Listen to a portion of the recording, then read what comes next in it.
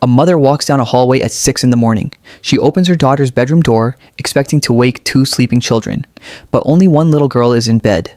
The other has vanished into thin air. The window is unlocked. Blood stains the sill.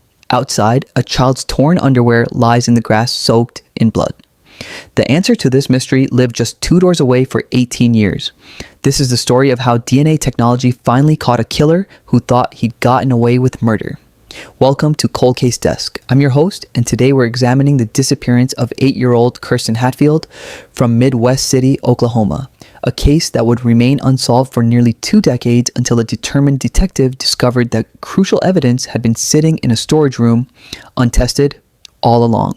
What happened next would demonstrate both the incredible power of modern forensic science and the heartbreaking reality that some answers may never come. If you appreciate our in-depth coverage of solved cold cases, please hit that subscribe button and turn on notifications so you never miss an episode. And if this story resonates with you, leave a comment below sharing your thoughts. Now, let's dive into the night that changed everything. Kirsten Renee Hatfield entered the world on February 12th, 1989 in Midwest City, Oklahoma, a tight-knit suburb situated approximately 10 miles east of Oklahoma City. By the spring of 1997, she was a bright-eyed second grader at Traub Elementary School, known to her family by the affectionate nickname Curdle Birdle. At 8 years old, Kirsten stood 4 feet 2 inches tall and weighed 55 pounds. She had light brown hair that caught the sunlight, warm brown eyes, and a distinctive mole near her left eye that made her instantly recognizable. She was left-handed, a detail that would later help investigators understand the physical evidence they'd collect from her bedroom.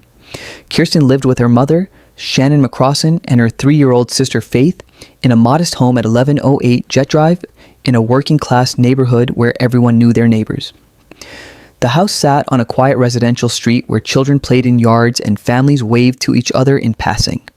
It was the kind of neighborhood where people felt safe leaving their doors unlocked, where kids rode bikes until the streetlights came on, where the biggest concern was whether it might rain on the weekend barbecue. Shannon was a single mother doing her best to raise 2 daughters on her own, working hard to provide stability after her second marriage had ended. Despite the challenges of single parenthood, Shannon maintained a close relationship with both girls, reading them bedtime stories and tucking them in each night. The evening of May 13th, 1997 seemed utterly ordinary. There was nothing to distinguish it from any other spring Tuesday in suburban Oklahoma. The weather was mild, typical for mid-May in this part of the country. Shannon went through her usual bedtime routine with her daughters. The girls shared a bedroom, a common arrangement in many households, and Shannon always made sure they were settled before she retired to her own room next door. That night, Faith, the younger sister, had already drifted off to sleep by the time Shannon came to say goodnight to Kirsten. Usually, Shannon would read both girls a story before bed, a cherished ritual they all looked forward to. But with Faith already sleeping peacefully, Shannon decided not to wake her. She simply wished Kirsten a good night, gave her a kiss, and left the bedroom door slightly ajar, as she always did, so she could hear if either girl called for her during the night. Kirsten was wearing an oversized white t-shirt as a nightgown, the kind of comfortable sleepwear many children prefer. The shirt bore Bud Bowl lettering across the front, a reference to the popular Super Bowl advertising campaign of that era. It was an adult-sized shirt that hung loose on her small frame, comfortable for sleeping on a spring night when the temperature might fluctuate. Shannon tucked her in, told her she loved her, and closed the door most of the way. Not completely shut, just pulled until only a crack remained. This was her nightly practice.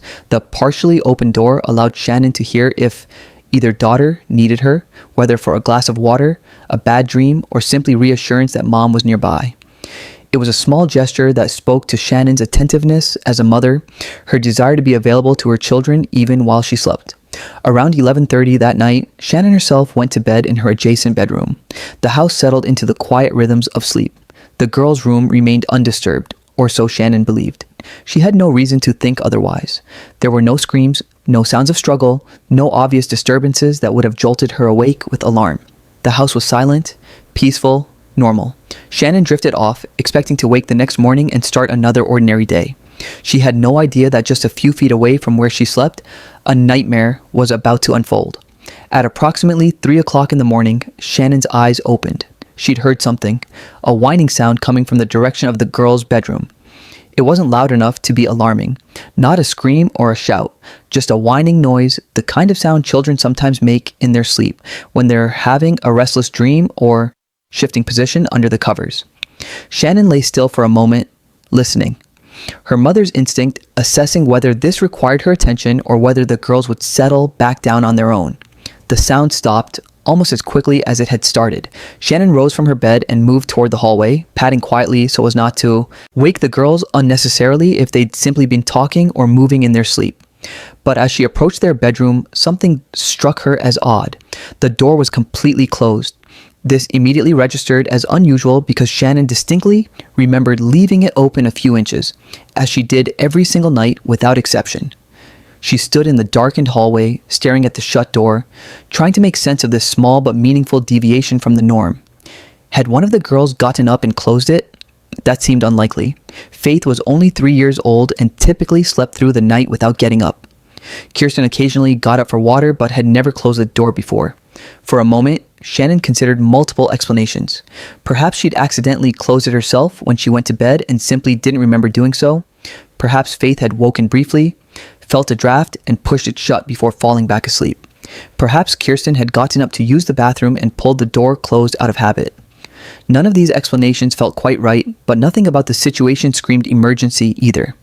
Shannon reached for the doorknob and gently pushed the door open, just enough to look inside without fully entering the room. In the darkness, she could make out the shapes of 2 beds, 2 small sleeping forms. Everything appeared normal. The whining sound had stopped. Whatever had briefly disturbed the girls seemed to have passed. Shannon didn't turn on the light. She didn't want to wake them if they'd settled back down.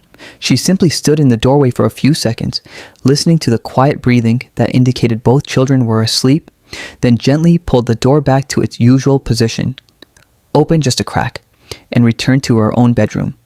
She climbed back into bed, pulled the covers up, and closed her eyes. Within minutes, she drifted back to sleep, satisfied that whatever had caused that brief sound had resolved itself.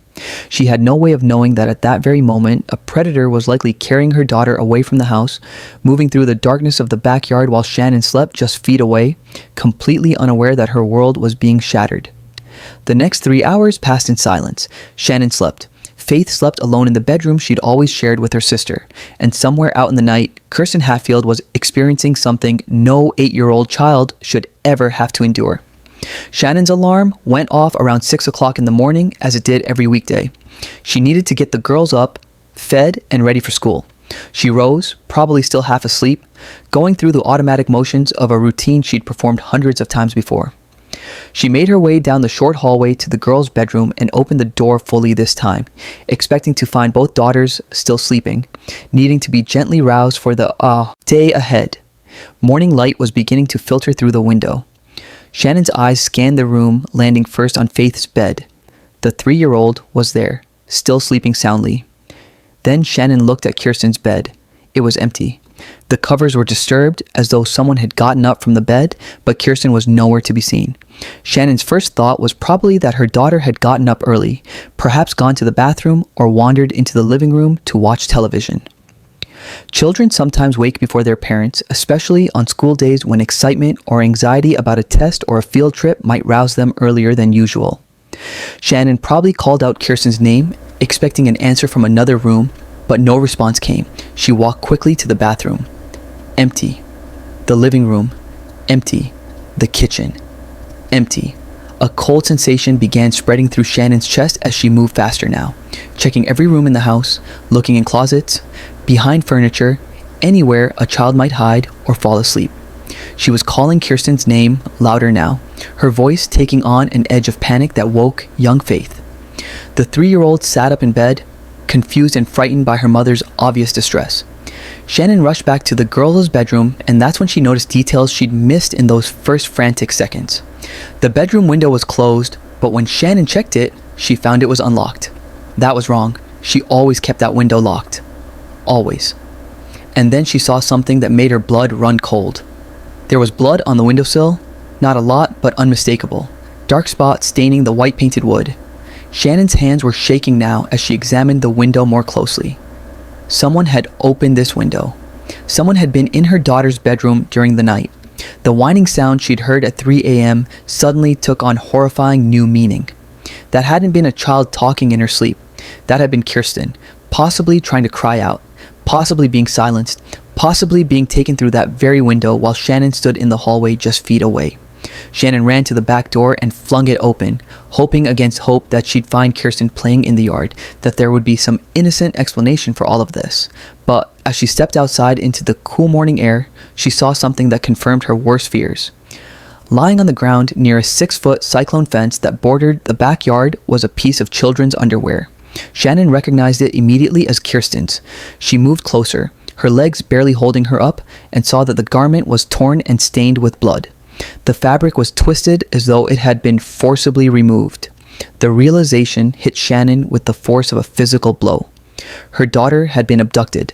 Someone had come into their home during the night, entered her daughter's bedroom, taken. Kirsten threw the window and disappeared into the darkness, and Shannon had been asleep just feet away, completely unaware until it was too late. The guilt and horror of that realization would haunt her for years to come. Shannon's mind raced. She needed to find Kirsten. She needed to do something. She couldn't just stand there in her backyard staring at bloodstained clothing. She ran back inside, grabbed Faith, and began running through the neighborhood, pounding on doors, shouting Kirsten's name, asking anyone who would answer if they'd seen her daughter. It was early morning, and many neighbors were just waking up, confused by the frantic woman at their door asking about a missing child. No one had seen Kirsten. No one had heard anything unusual during the night. The neighborhood had been quiet, peaceful, undisturbed.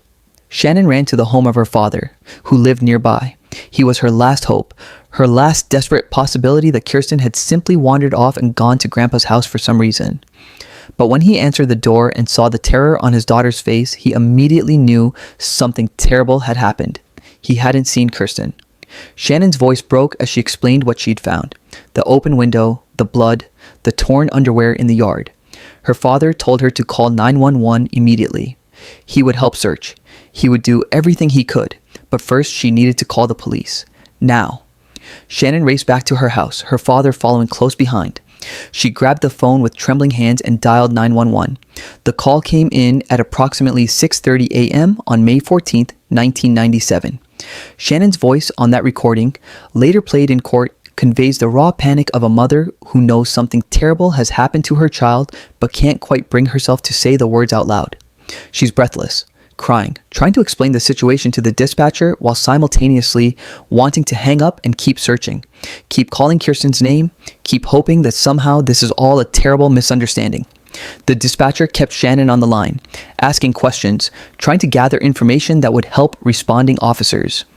What was Kirsten wearing? What did she look like? When did Shannon last see her? Had there been any problems at home? Any strangers hanging around the neighborhood? Shannon answered as best she could, though her mind felt like it was splintering into 1,000 pieces. Kirsten had been wearing a white Bud Bowl t-shirt. She had light brown hair and brown eyes. She was 4 feet 2 inches tall, 55 pounds. She had a mole near her left eye. She was left-handed. Shannon rattled off these details mechanically, each one a painful reminder of the child who wasn't there, who should be eating breakfast right now, who should be getting ready for school, who should be safe. Within minutes, police cruisers began arriving. At 11:08 Jet Drive, officers emerged quickly, immediately grasping the severity of the situation. This wasn't a child who'd wandered off. This wasn't a custody dispute. This was an abduction, possibly violent, possibly by a stranger. The presence of blood at the scene indicated potential injury. The torn, blood-stained underwear suggested something even worse, something no parent should ever have to contemplate about their child. The officers secured the scene, kept Shannon and her father from contaminating potential evidence, and called for additional units. This was about to become the biggest investigation Midwest City, Oklahoma, had seen in years. As more officers arrived and the house became a hive of official activity, Shannon felt helpless. She wanted to be out searching, not standing in her living room answering questions while strangers photographed her daughter's bedroom. But the police needed information, and they needed it fast. The first hours after an abduction are critical. Every minute that passed was a minute that whoever had taken Kirsten was getting farther away, covering more ground, potentially crossing state lines. The officers questioned Shannon with professional efficiency but also with compassion. They could see she was devastated, terrified, barely holding herself together. Meanwhile, other officers were conducting a methodical search of the property and surrounding area. They examined the bedroom window carefully, photographing the blood on the sill before collecting samples. They bagged the torn underwear found in the yard as evidence. They searched every inch of the backyard, looking for footprints, drag marks, any sign of which direction the perpetrator had gone. And then they called for tracking dogs. If Kirsten had been carried or led away from the house, the dogs might be able to follow her scent and provide a direction, a lead, anything that could help narrow down the search area. The tracking dogs arrived within the hour. Handlers gave them items of Kirsten's clothing to establish her scent, then released the dogs to work. The animals immediately picked up a trail leading south from the Hatfield residence. Shannon watched from her yard as the dogs pulled their handlers down the street, noses to the ground, following a scent invisible to human senses but clear as day to them. Hope surged briefly in Shannon's chest. The dogs had found something. They were going to lead police right to Kirsten. They were going to bring her baby home. The dogs tracked Kirsten's scent for 3 full blocks, moving steadily south through the neighborhood. Shannon and several officers followed at a distance, not wanting to interfere with the animals' work, but desperate to see where the trail led. Neighbors began emerging from their homes, drawn by the unusual activity of police cars and tracking dogs moving through their quiet streets so early in the morning. Word was spreading. A little girl was missing. Kirsten Hatfield from Jet Drive. The neighborhood began mobilizing even before police asked for help. People started checking their own yards, their sheds, their garages, anywhere a child might be hidden or might have sought shelter. But then, at Adair Boulevard, the dogs stopped. They circled, sniffed, circled again, and then lost the scent entirely. The handlers tried to encourage them to pick it back up, but the trail had gone cold. Something had happened at this location that disrupted the scent trail. The most likely explanation, and the one that filled Shannon with new dread, was that Kirsten had been placed in a vehicle at this point. Someone had carried or led her 3 blocks from her home to Adair Boulevard, put her in a car, and driven away. The tracking dogs couldn't follow a scent that had been carried away on 4 wheels, traveling at speeds and distances their noses couldn't match. Shannon felt her legs giving out. Someone grabbed her arm, steadied her. The initial hope had died. Kirsten wasn't going to be found hiding in a nearby yard or wandering, confused a few streets over. She'd been taken away, transported to an unknown location by an unknown person for unknown purposes. The word abduction hung in the air, heavy and terrible. This was no longer a search for a lost child. This was a race against time to find a victim before it was too late. Back at the house, evidence technicians were conducting a thorough search of the girl's bedroom and the surrounding property. They photographed everything, measured everything, cataloged everything. The bedroom window became a focal point of intense scrutiny. The window itself showed no signs of forced entry, no broken glass, no damaged frame. Whoever had opened it had done so quietly and efficiently, suggesting either someone familiar with the house or someone skilled at covert entry.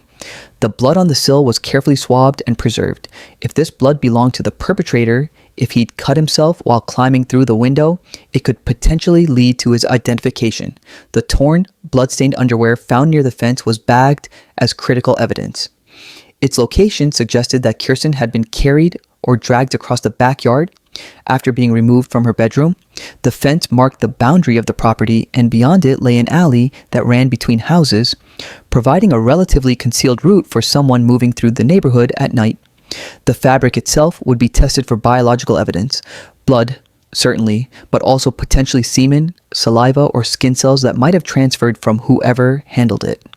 Investigators also found other items scattered around the property that seemed potentially relevant. Several cigarette butts were collected from near the window and from the alley behind the fence. A syringe was discovered, along with a beer bottle and a plastic bucket. None of these items obviously connected to Kirsten's disappearance, but in a case like this, you collect everything. You never know what might turn out to be crucial. Maybe the cigarette butts had been discarded by the perpetrator while he watched the house, planning his approach. Maybe the syringe indicated drug use by someone associated with the crime, or maybe these items were completely unrelated, everyday trash that happened to be present at the scene. Investigators couldn't make those determinations yet. They could only collect, preserve, and hope that laboratory analysis would provide answers. The blood samples were sent to the Oklahoma State Bureau of Investigation, OSBI, for analysis, and this is where the case would hit its first major roadblock, though investigators didn't know it yet. DNA technology in 1997 was light years behind where it would be just 2 decades later. While DNA profiling existed and had been used successfully in criminal cases since the late 1980s, the techniques were far less sensitive and far more limited than modern methods. Small samples, degraded samples, or mixed samples could be extremely difficult or impossible to analyze with the technology available at that time. The blood from the windowsill and the blood from Kirsten's underwear were tested. OSBI analysts were able to determine that both samples contained genetic material, and they could establish certain genetic markers. But here's where the limitation of 1997 technology became critical. The analysts could determine that the blood samples had specific genetic profiles that were similar in nature, but they could not conclusively say whether both samples came from the same person. The testing methods simply weren't refined enough to make that determination with certainty. And without a match in existing databases, which were far smaller in 1997 than they would later become, the DNA evidence couldn't identify a suspect. This was devastating news for investigators. They had biological evidence. They had blood that almost certainly belonged to whoever had abducted Kirsten, but they couldn't use it to identify him. The technology to do so simply didn't exist yet or wasn't accessible to a local Oklahoma police department working with a state crime lab. The blood was carefully preserved, stored in the evidence room, and the investigation had to move forward using old-fashioned detective work. Interviews, background checks, following leads, and hoping that someone, somewhere, knew something that would crack the case open. Recognizing that this case had quickly escalated beyond the scope of what their small department could handle alone, Midwest City Police requested assistance from the Federal Bureau of Investigation.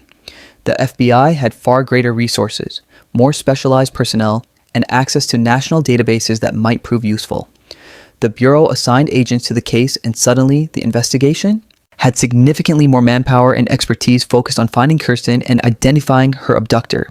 The FBI brought profilers, evidence specialists, and investigators with experience in child abduction cases. They set up command centers, established tip lines, and began coordinating what would become an extensive regional search effort. The case was classified as a stranger abduction, the most dangerous type, because there was no evidence that Kirsten knew her abductor or had any reason to go with him willingly. The blood evidence and the location of her torn underwear suggested violent and possibly sexual assault, though without finding Kirsten herself, investigators couldn't confirm what had happened to her. Federal agents began working through various theories about who might have taken Kirsten and why.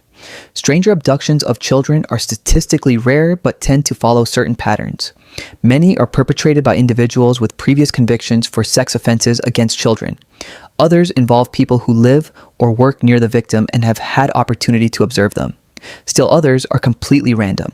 A predator cruising through neighborhoods looking for vulnerable targets.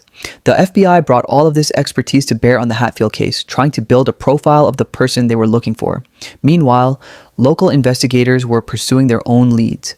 They'd begun interviewing everyone in the neighborhood, trying to establish whether anyone had seen or heard anything unusual on the night of May 13th or the early morning of May 14th. This is where the first faint clue emerged, though it didn't seem particularly significant at the time. One neighbor reported being awakened around 3 o'clock in the morning by a dog barking. The timing aligned perfectly with when Shannon had heard the whining sound from the girls' room. But dogs bark.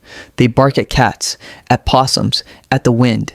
This neighbor hadn't looked outside, hadn't seen anything, just heard a dog and gone back to sleep. Still, it was a data point.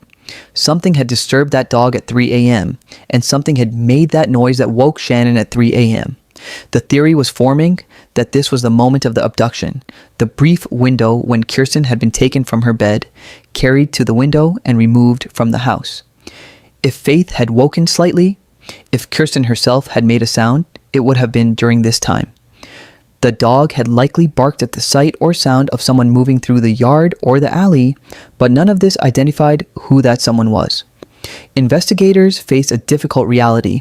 In many child abduction cases, particularly those involving entry into a home, the perpetrator is someone known to the family.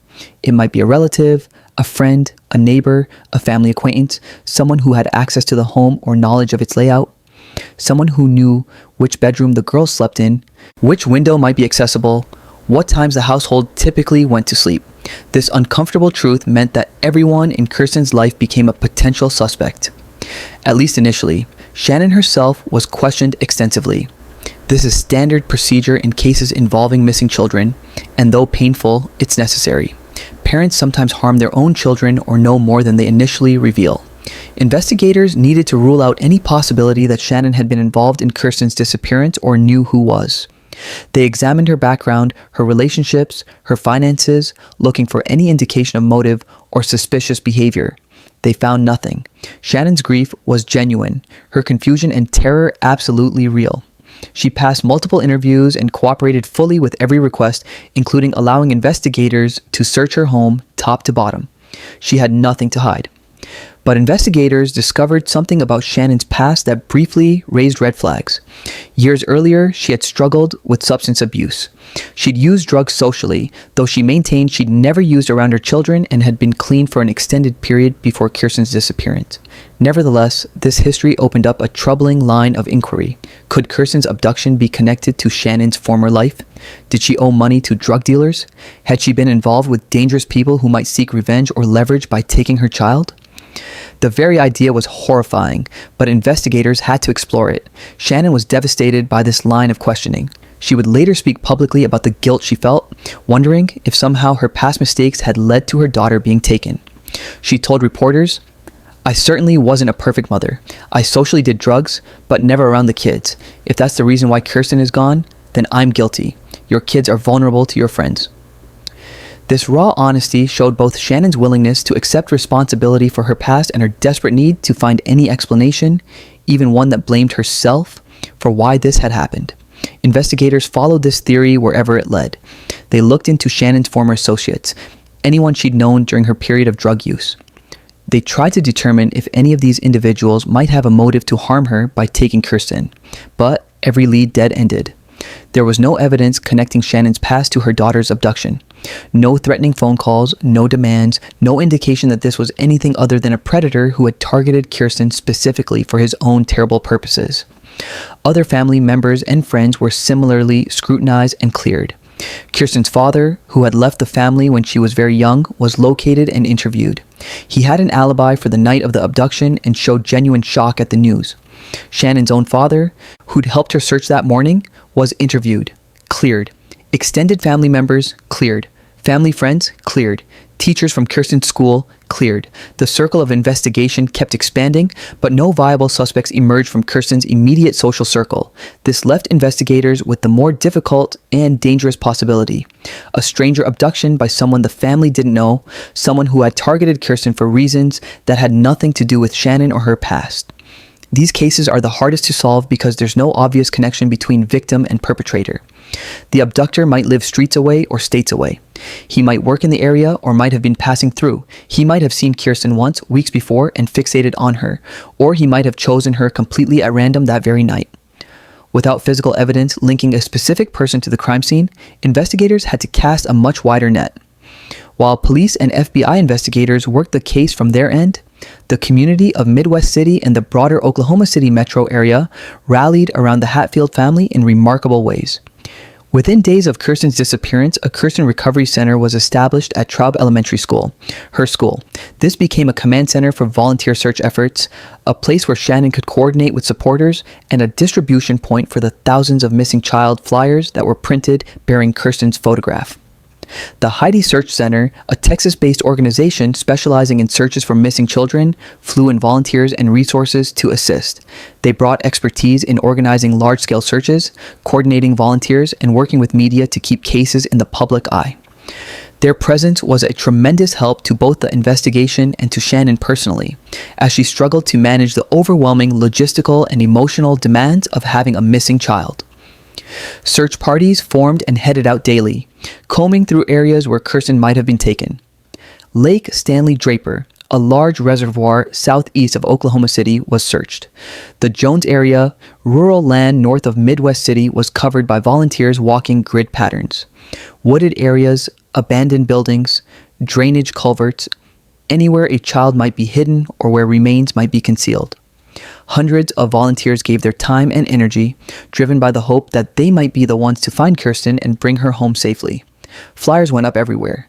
Every convenience store, Every grocery store, every gas station in the metro area had Kirsten's face looking out from windows and walls.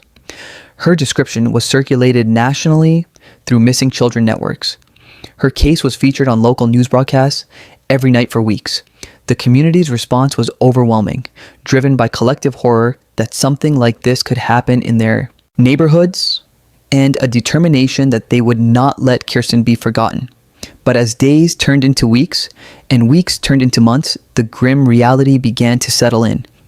The longer Kirsten remained missing, the less likely it became that she would be found alive.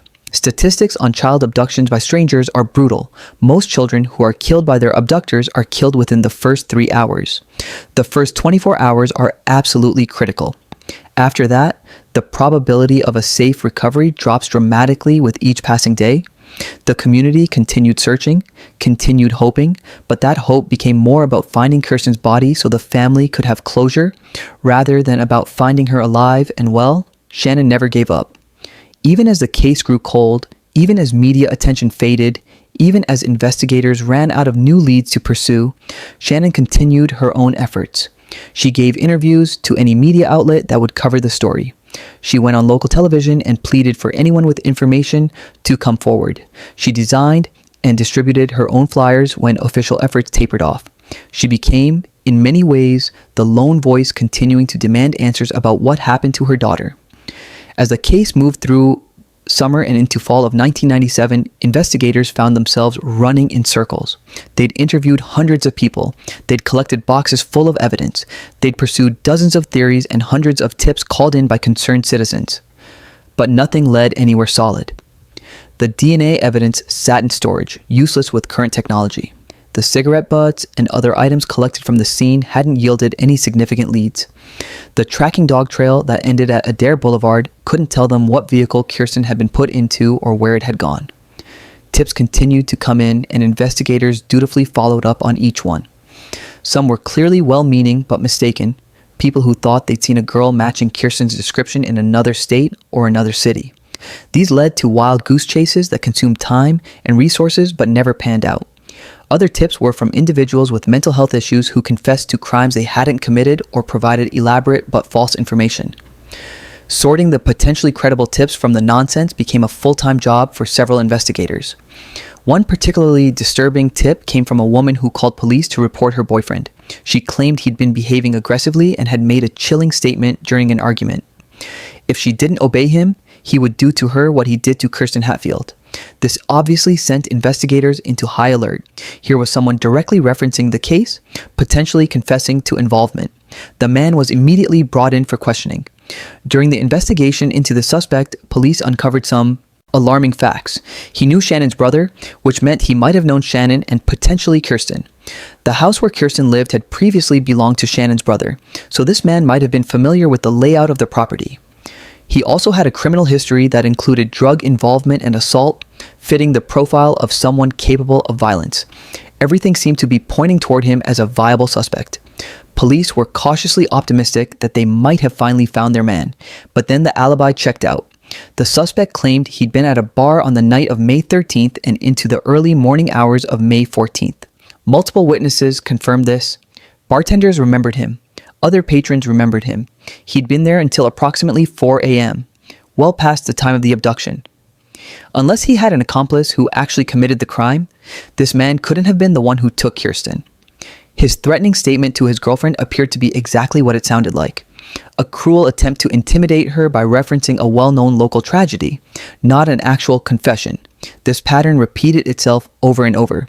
A promising lead would emerge. Investigators would pursue it with renewed energy and hope, and then it would fall apart under scrutiny. Alibis would check out. Physical descriptions wouldn't match. Timelines wouldn't align. The case file grew thicker with dead ends and cleared suspects, but no closer to identifying the actual perpetrator. By late 1997, the active investigation had slowed considerably. Police and FBI agents hadn't given up, but without new evidence or a major break, there was only so much they could do. The case was officially classified as cold, though it remained open. Periodically, investigators would review the file looking for something they might have missed. New detectives would be assigned to look at it with fresh eyes, but year after year, nothing changed.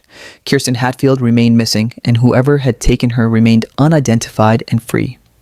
Shannon, meanwhile, channeled her grief and frustration into purpose. She enrolled in college and earned a degree in criminology, determined to understand the criminal justice system from the inside. She wanted to know how investigations worked, how criminals thought, how cases got solved or fell apart.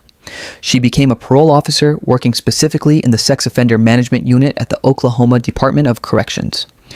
This career choice was clearly driven by her belief that the person who took Kirsten had other criminal convictions, that somewhere in the system was a violent offender who had committed this crime either before or after serving time for something else. In her role as a parole officer, Shannon carefully studied every individual with a violent sexual history in her area, looking for anyone who might connect to Kirsten's case. She reviewed their criminal records, their known associates, their patterns of behavior. She was looking for that one detail that might crack the case open. A similarity to Kirsten's abduction, a proximity to jet drive, anything. But despite her expertise and her intimate knowledge of both her daughter's case and the criminal population in her region, Shannon never found the connection she was searching for. The person who took Kirsten remained a ghost. As the calendar flipped into the 2000s, Kirsten Hatfield's case remained one of Midwest City's most haunting unsolved mysteries. Shannon Hazen, she'd remarried in the years since Kirsten's disappearance, continued her personal crusade to keep her daughter's case alive in public consciousness. She appeared at community events, spoke to local media on the anniversary of Kirsten's disappearance each May, and maintained contact with investigators who were still technically assigned to the case even though active leads had long since dried up. The Oklahoma State Bureau of Investigation, which had custody of the physical evidence from the crime scene, periodically revisited the blood samples from the windowsill and Kirsten's underwear. As DNA technology advanced through the early 2000s, there were brief moments of hope that new testing methods might yield results that the 1997 technology couldn't. But each time, the answer came back the same. The samples contained genetic material, but the testing available still couldn't definitively establish a complete profile usable for comparison to suspects or for searching national databases. This technological limitation was agonizing for investigators and for Shannon alike. They knew they had the killer's DNA. It was sitting in a storage locker in Oklahoma City, carefully preserved, waiting for science to catch up with justice. But waiting is a passive activity, and for a mother missing her child, passivity feels like abandonment. Shannon became increasingly vocal in her criticism of the investigation's pace, though she always maintained respect for the individual officers who she knew were doing their best with limited resources and limited technology. During these years, the FBI continued to maintain Kirsten's case in their missing children database. Age progression photographs were created showing what Kirsten might look like at age 10, at age 15, at age 20. These images were circulated through schools, police departments, and border checkpoints based on the slim possibility that Kirsten might still be alive somewhere, perhaps being held by her abductor or having been trafficked to another location. Deep down, very few people involved in the case believed this was likely. The blood evidence suggested violence at the scene. The fact that Kirsten had never been found, never called home, never been spotted in 20 years suggested the worst possible outcome. But without a body, there remained that tiny sliver of possibility, and Shannon clung to it because the alternative was unbearable. In 2014, 17 years after Kirsten's disappearance, the case took a bizarre turn that briefly reignited public interest and investigative energy. A woman contacted Midwest City Police with a story so strange it seemed too elaborate to be fabricated.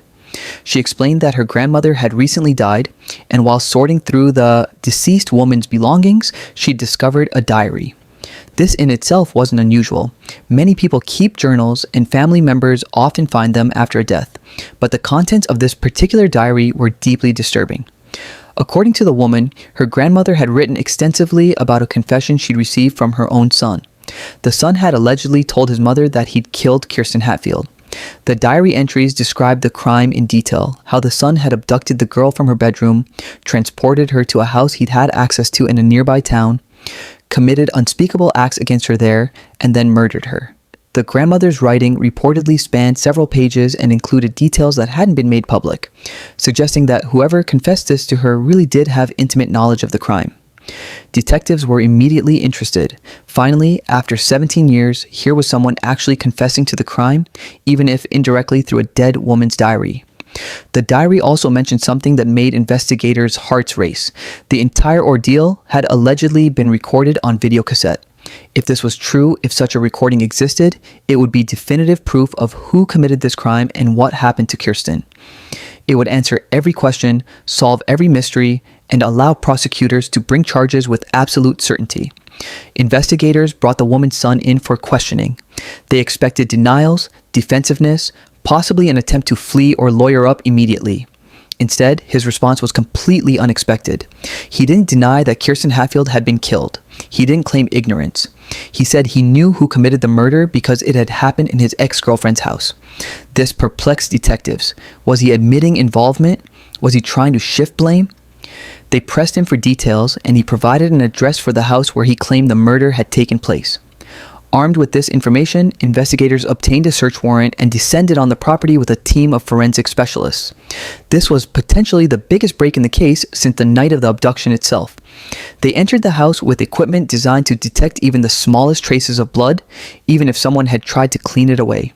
The walls, floors, and surfaces were sprayed with luminol, a chemical that reacts with blood by producing a blue glow visible in darkness, even if the blood has been scrubbed clean from the naked eye's perspective. What happened next shocked even veteran investigators. When the lights went out and the luminol activated, the entire house lit up. One investigator later described it as looking like a Christmas tree.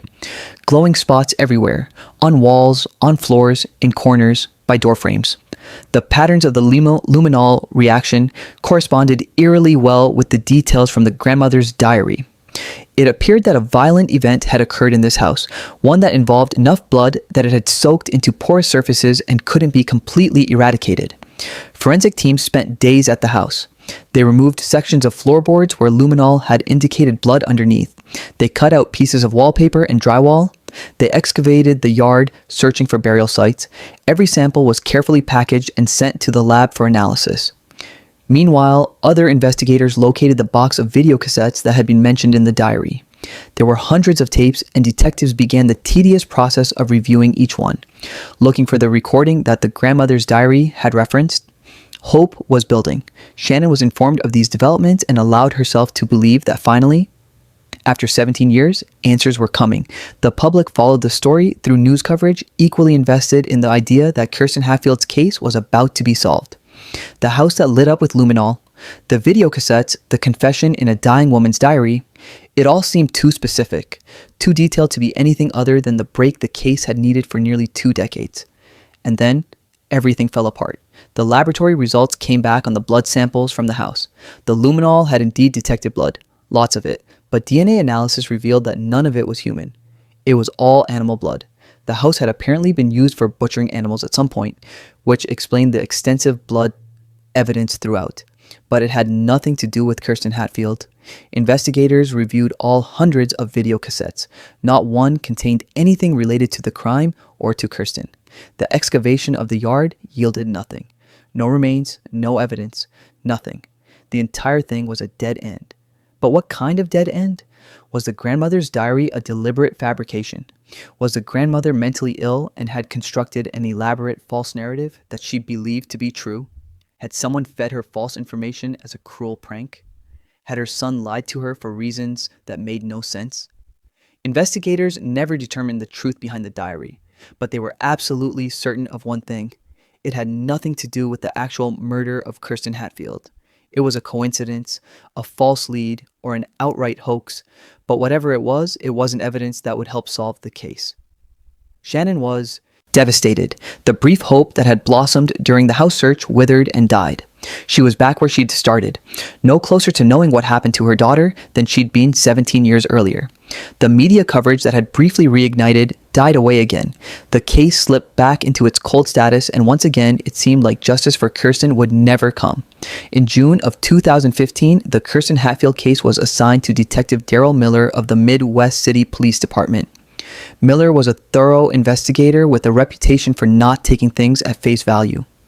When he received a cold case assignment, he didn't just read the summary notes and shrug his shoulders. He started from scratch, going through every single document, every piece of evidence, every interview, transcript as though he were investigating it for the first time.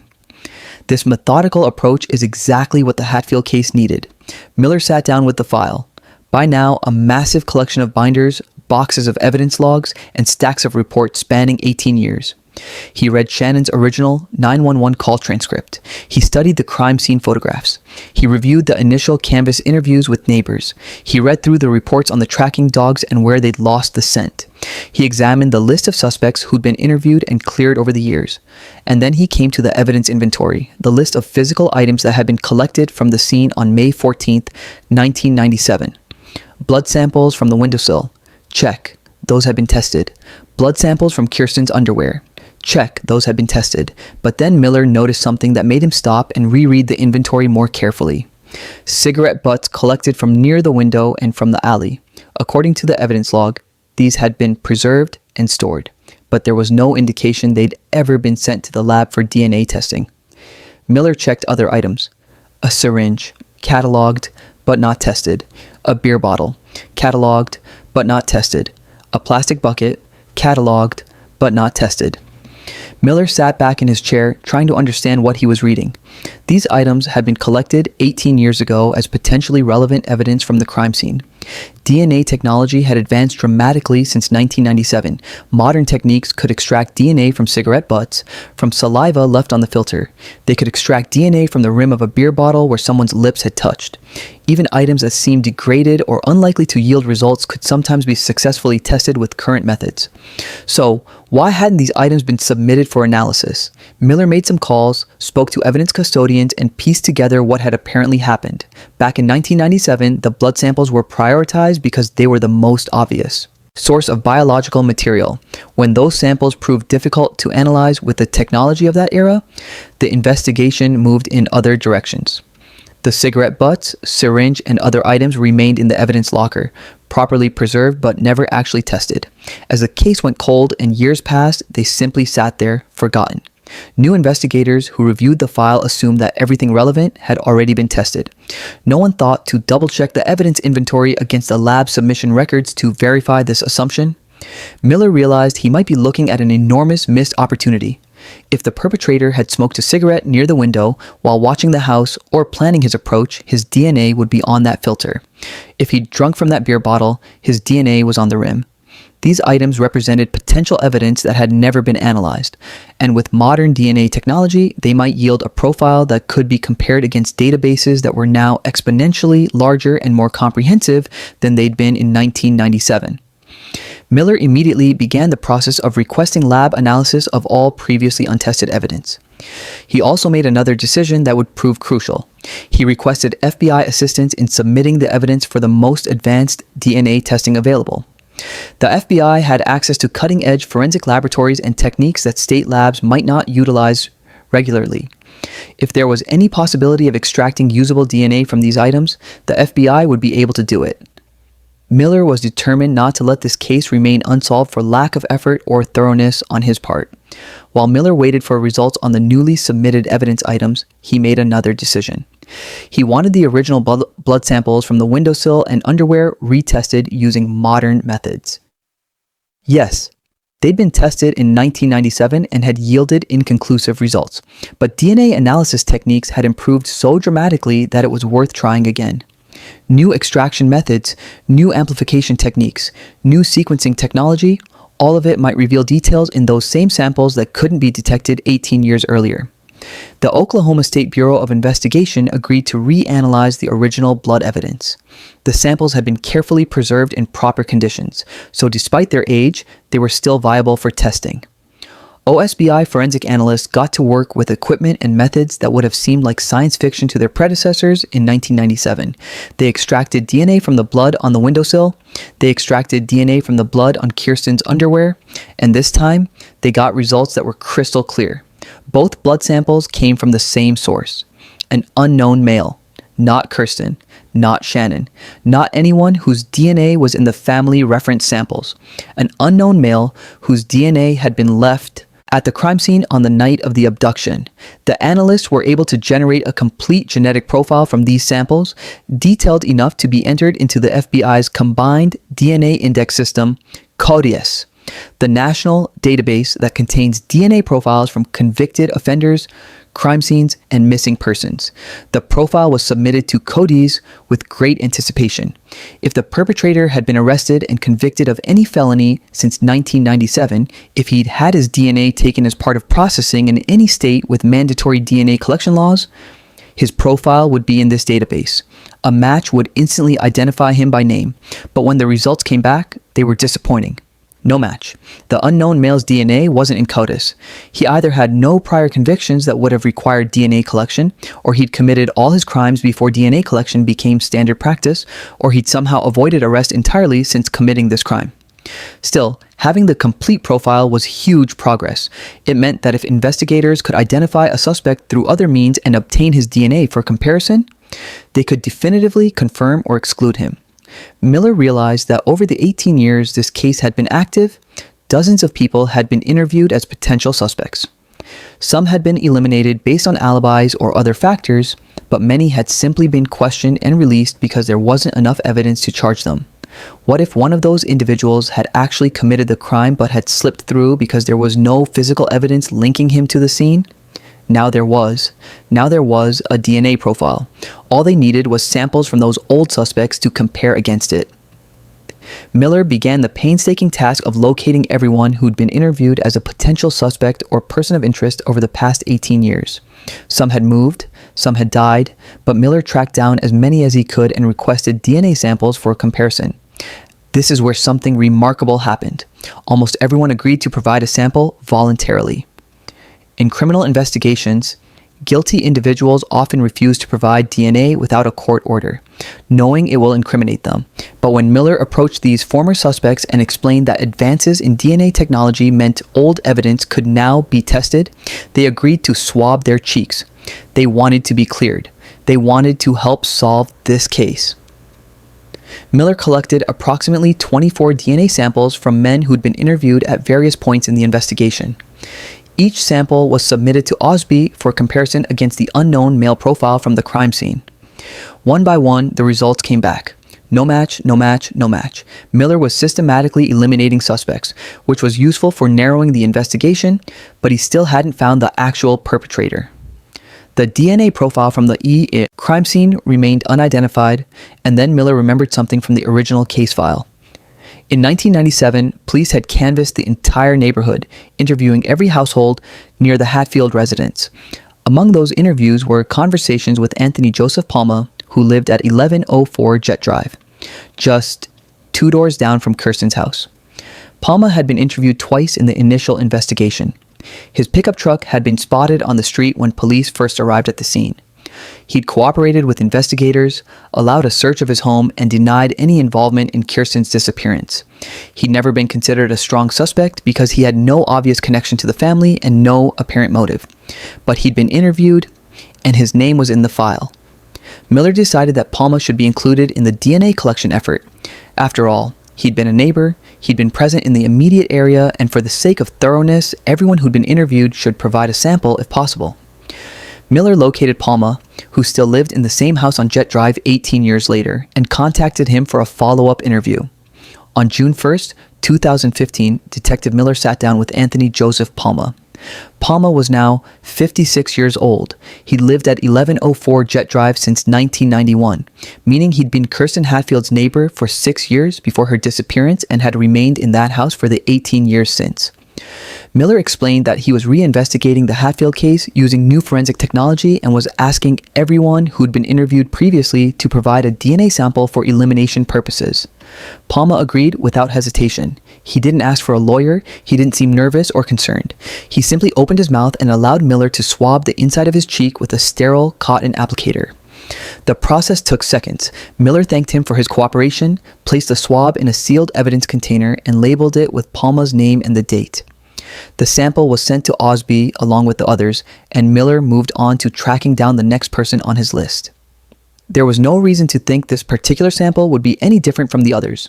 Just another elimination, another name checked off, another step in the methodical process of working through every possible suspect. But then came July 22nd, 2015. Miller received a phone call from Osby that would change everything. The analyst on the line could barely contain the excitement in her voice as she delivered the news. They had a match.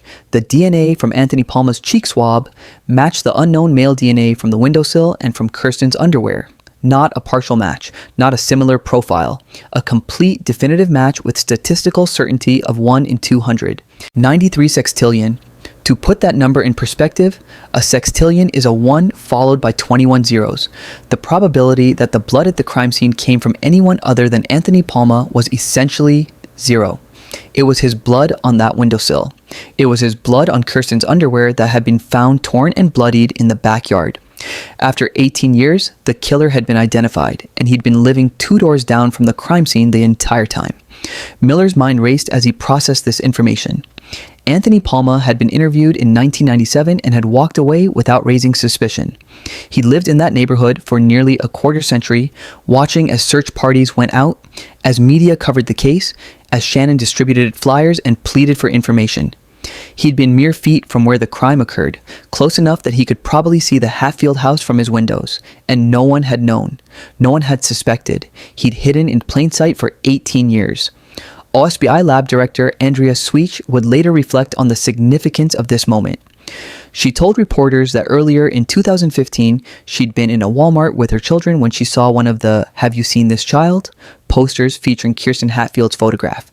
She'd said to her kids, "I hope before I retire, we can solve that case." Just weeks later, the DNA match came through. "Very satisfying," she said. That was an understatement.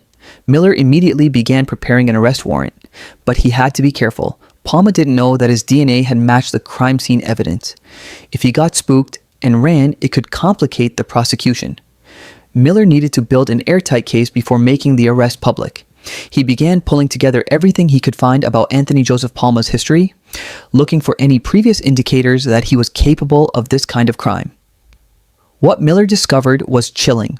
Palma had a criminal record that should have raised far more red flags in 1997 than it apparently had.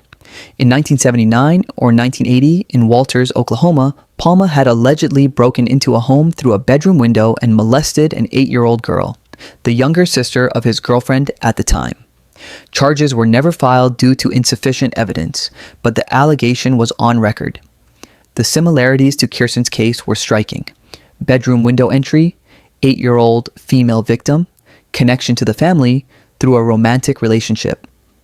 In 1982, Palma had broken into his landlord's home and violently assaulted her. The victim testified that she believed Palma intended to rape and possibly kill her. He was convicted of this assault and served prison time, being released in 1986.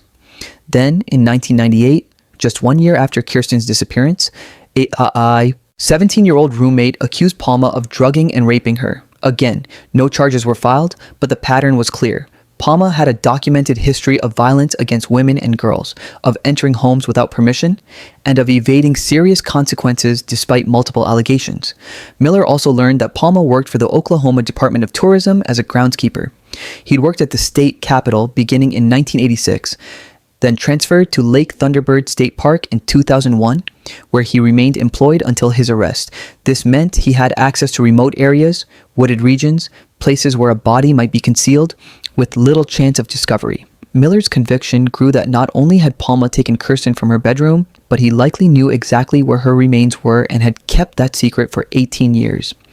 The arrest warrant for Anthony Joseph Palma was issued on October 9th, 2015, but investigators didn't immediately execute it. They wanted to have everything in order first: the full forensic report, background investigation complete, interview strategy planned. They knew they'd get one shot at questioning Palma, and they wanted to maximize the chance of getting a confession or at least information about where Kirsten's body was located. 3 days later, on October 12th, 2015, police moved in. Officers arrived at 1104 Jet Drive early in the morning. Anthony Palma answered the door, probably expecting it was about something routine. Instead, he was informed that he was under arrest for the murder of Kirsten Hatfield. The charges were first-degree murder and kidnapping. Palma was read his Miranda rights, handcuffed, and taken into custody. News of the arrest spread through Midwest City like wildfire. After 18 years, there was finally an answer. Shannon Hazen was notified before the arrest became public. She later described her reaction as disbelief mixed with overwhelming relief. She'd waited so long for this moment that she'd almost stopped believing it would ever come. The fact that Palma had been their neighbor, that he'd lived 2 doors away from where he'd committed this crime, was both shocking and somehow fitting. The monster hadn't been some distant stranger. He'd been right there all along. Media descended on jet drive. Neighbors were interviewed, many expressing shock that Palma had lived among them for so long without anyone suspecting. Some remembered him as quiet, keeping to himself, generally unremarkable. Others recalled that he'd occasionally interacted with neighborhood children, sometimes fixing their bicycles or giving them candy. This detail, Palma's comfort around children and his established pattern of gaining their trust, added another disturbing layer to the case. He'd been grooming potential victims even while living steps from the scene of his most serious crime. Detective Miller's arrest affidavit included a theory about why Palma had stayed in the house on Jet Drive for so long. The affidavit stated, "It is likely that Palma has been motivated to stay in the same home to conceal evidence of the crime and or the location of Kirsten's body." This was a chilling suggestion that Palma might have buried Kirsten somewhere on or near his property and couldn't move away without risking that evidence being discovered by new owners or during renovations. Whether this theory was accurate would depend on what investigators found when they searched the property. A thorough search of Palma's house and yard was conducted following his arrest. Forensic teams went through every room, every closet, every corner of the attic and basement.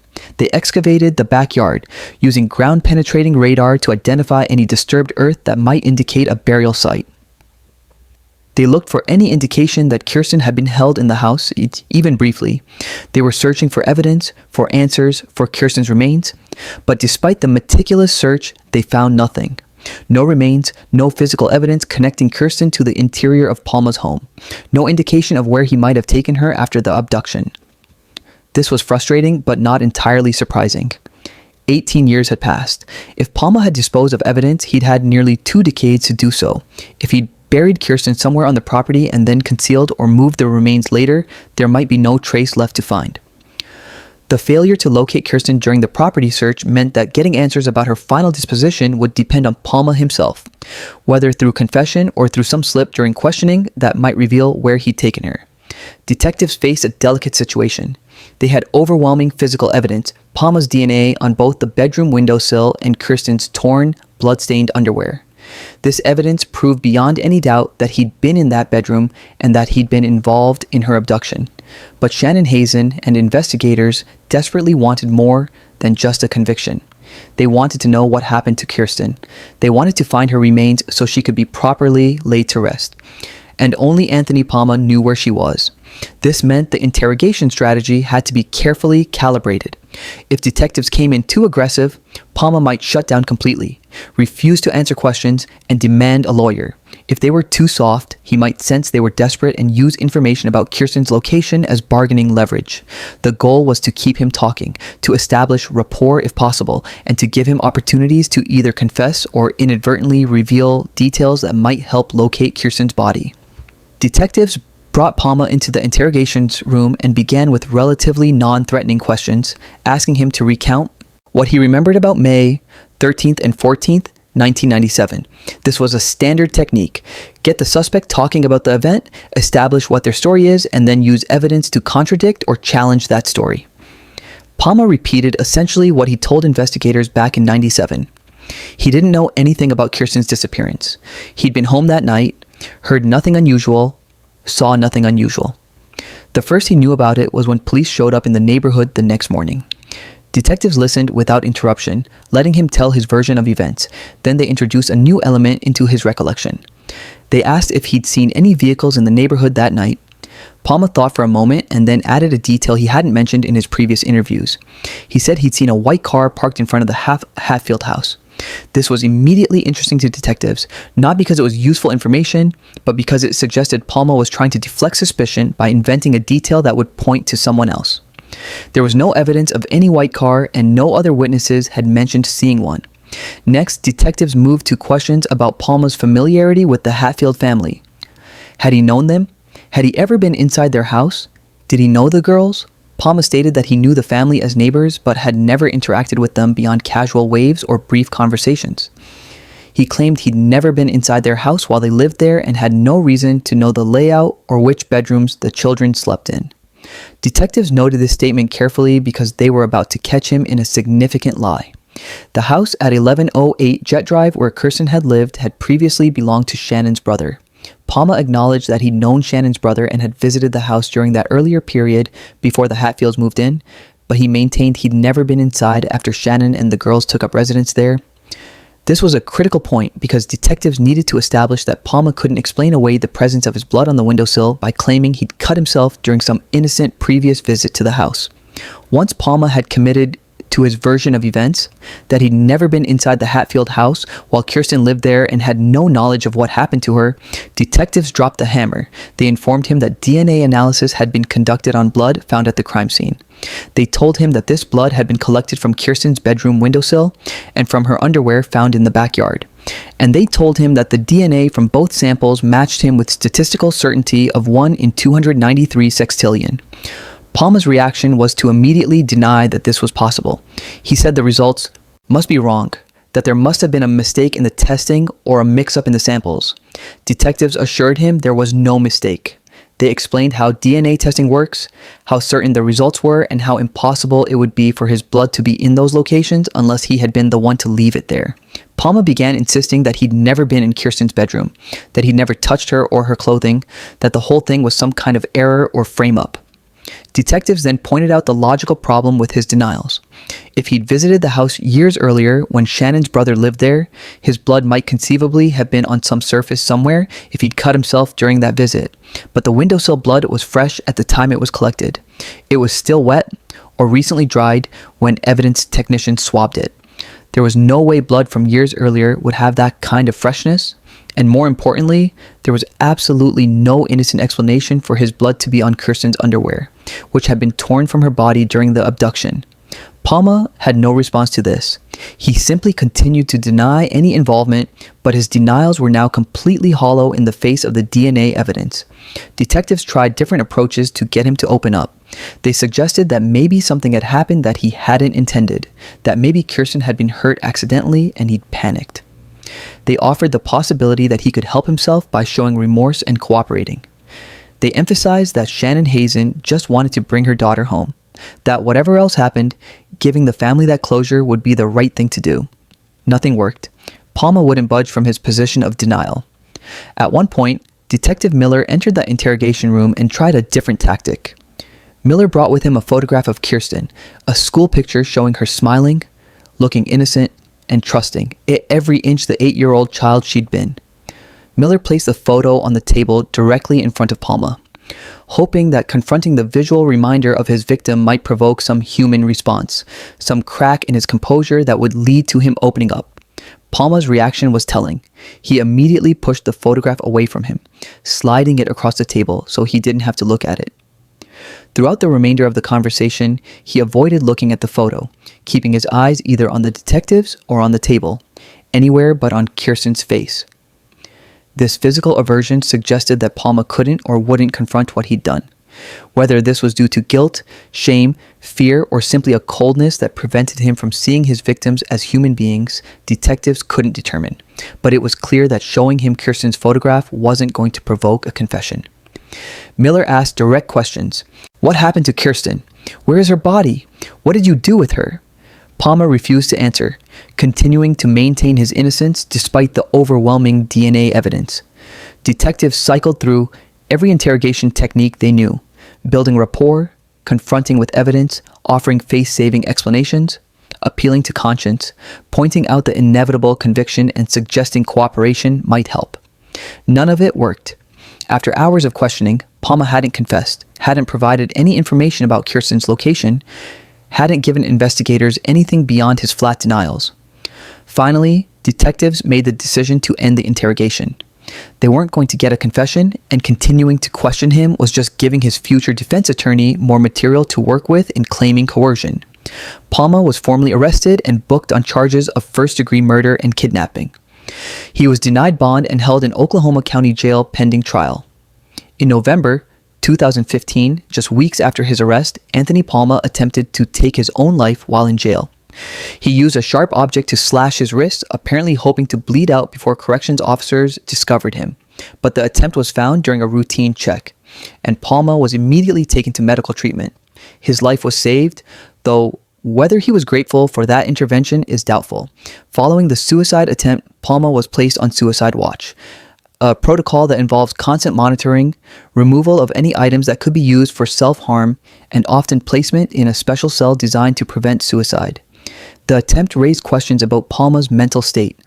Was this an act of guilt and remorse, a man unable to live with what he'd done? Or was it simply a desperate attempt to escape accountability and punishment? Prosecutors would later argue it was evidence of consciousness of guilt, that innocent people don't typically try to kill themselves when arrested. The suicide attempt also meant that the trial would be delayed while Palma underwent psychological evaluation and while his defense team had to assess whether they could argue mental incompetence. Ultimately, Palma was found competent to stand trial, but the delay pushed the trial timeline back by many months. For Shannon Hazen, who had already waited 18 years for this moment, the additional wait was agonizing, but she understood the legal process had to play out, and she was determined to be present for every moment of the trial.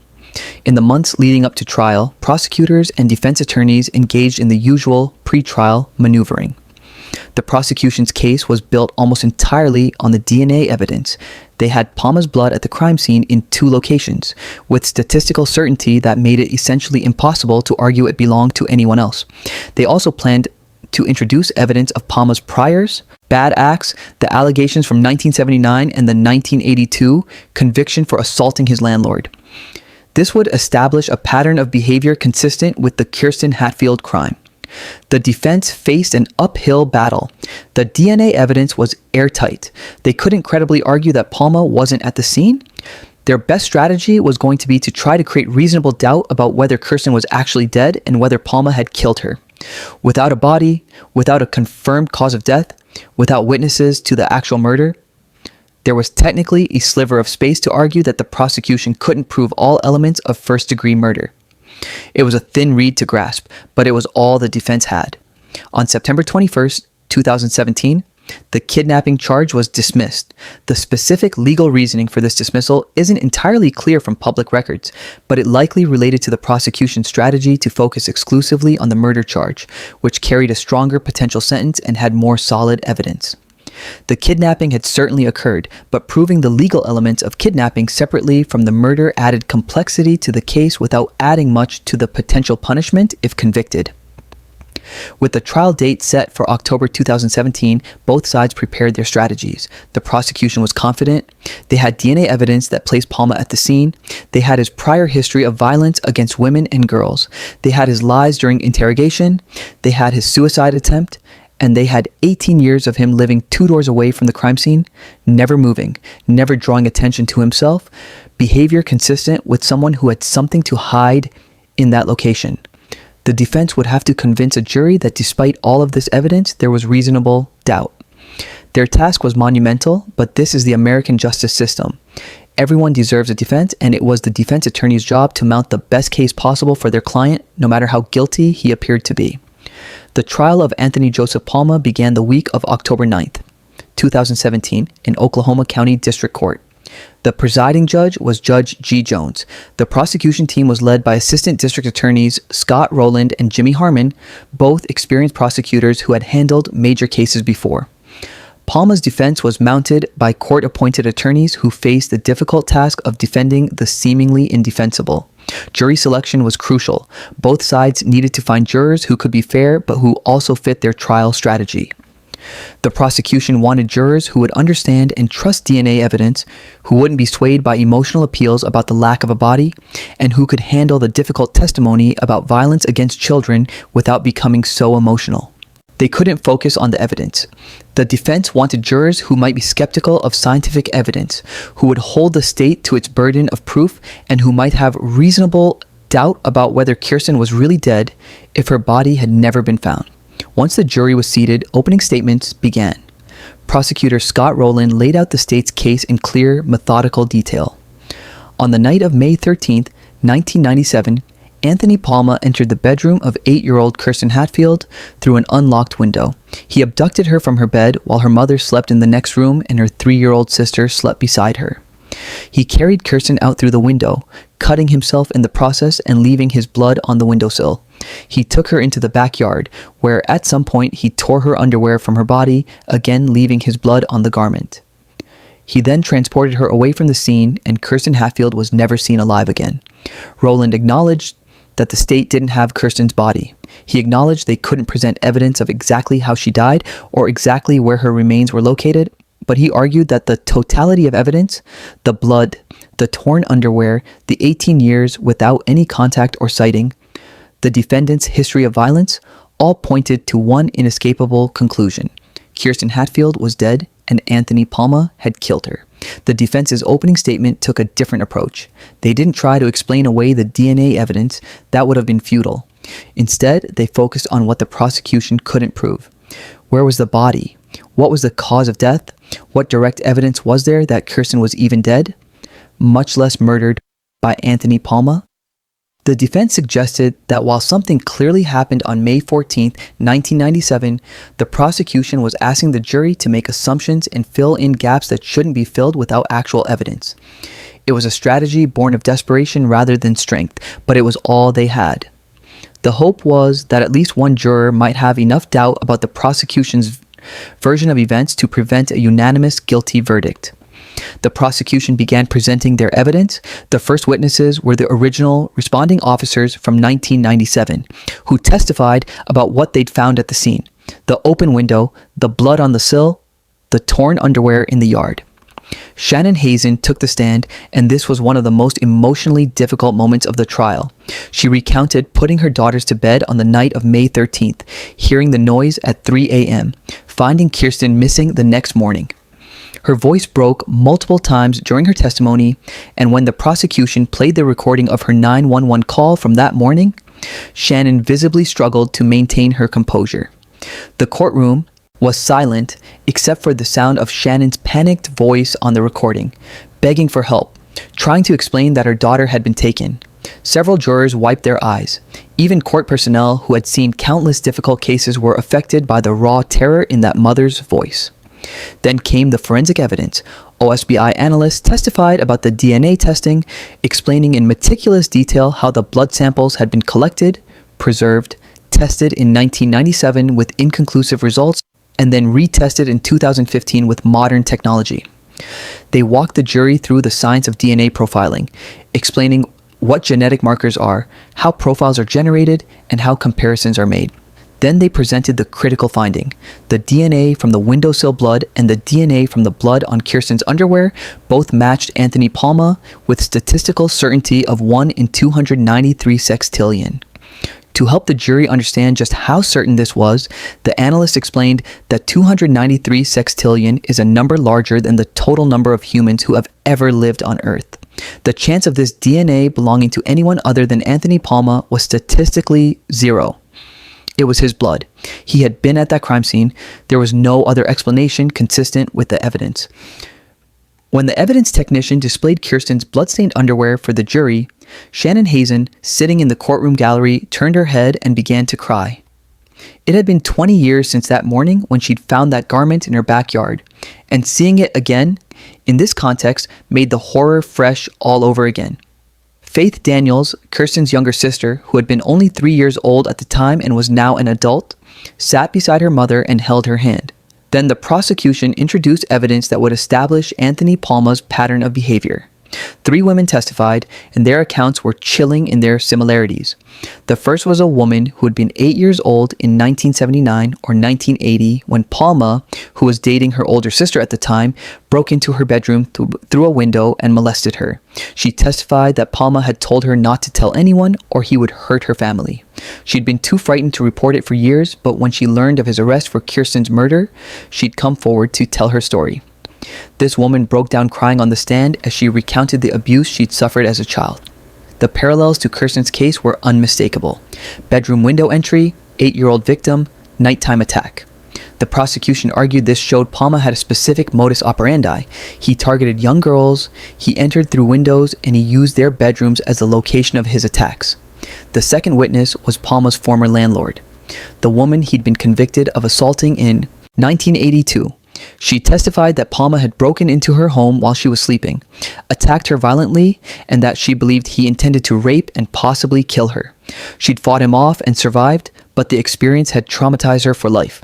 She'd thought the conviction and his prison sentence meant he was out of her life forever.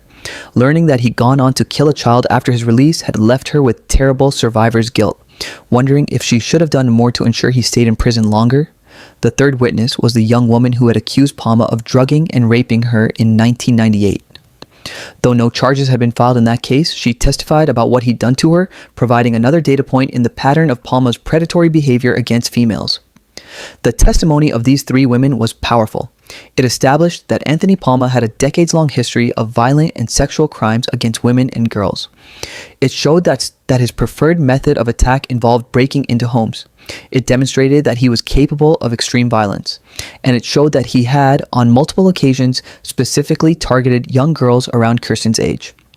The prosecution rested its case with one simple argument. All the evidence pointed to Anthony Palma. His DNA, his history, his proximity to the victim, his behavior after the crime, everything fit. And while they couldn't present Kirsten's body or testimony about her final moments, the circumstantial case was overwhelming. The defense called only a few witnesses, and their testimony did little to counter the prosecution's case. They tried to raise questions about the DNA evidence, but their expert witnesses acknowledged that the testing had been properly conducted and the results were accurate. They simply couldn't find any legitimate scientific basis to challenge the findings. The defense also tried to argue that without a body, the jury couldn't be certain Kirsten was dead, much less that she'd been murdered. But this argument rang hollow given the blood evidence and the complete absence of any sighting or contact with Kirsten in 20 years. Palma himself did not testify. This was almost certainly on the advice of his attorneys, who knew that putting him on the stand would allow prosecutors to cross-examine him about his prior bad acts, his lies during interrogation, and his lack of any coherent explanation for how his blood ended up at the crime scene. The Fifth Amendment protects defendants from being compelled to testify, and the jury is instructed not to draw any negative inference from a defendant choosing to remain silent.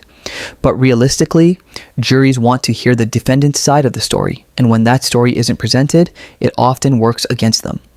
In closing arguments, the defense made their last stand. They argued that the state had the burden of proving guilt beyond solving reasonable doubt, and that without a body, without a confirmed cause of death, without witnesses to the actual killing, reasonable doubt existed. They suggested that Kirsten might have run away, might have been taken by someone else after Palma encountered her, might even still be alive somewhere. These arguments were not persuasive, and the prosecutors made quick work of them in their rebuttal. The prosecution pointed out that no 8-year-old child voluntarily leaves her home through a bedroom window in the middle of the night, leaving blood behind. No child survives for 20 years without ever making contact with her family or being spotted by anyone. And no one other than Anthony Palma could explain why his blood was at the scene. The simplest explanation, and the only one consistent with all the evidence, was that he abducted and killed Kirsten Hatfield. The jury received the case and began deliberations. In cases with this much evidence and this much emotional weight, jury deliberations can sometimes last for days as jurors carefully review all the testimony and exhibits. But in this case, the jury reached a verdict with remarkable speed. After deliberating for only approximately 1 hour and 15 minutes, they sent word to the judge that they'd reached a decision.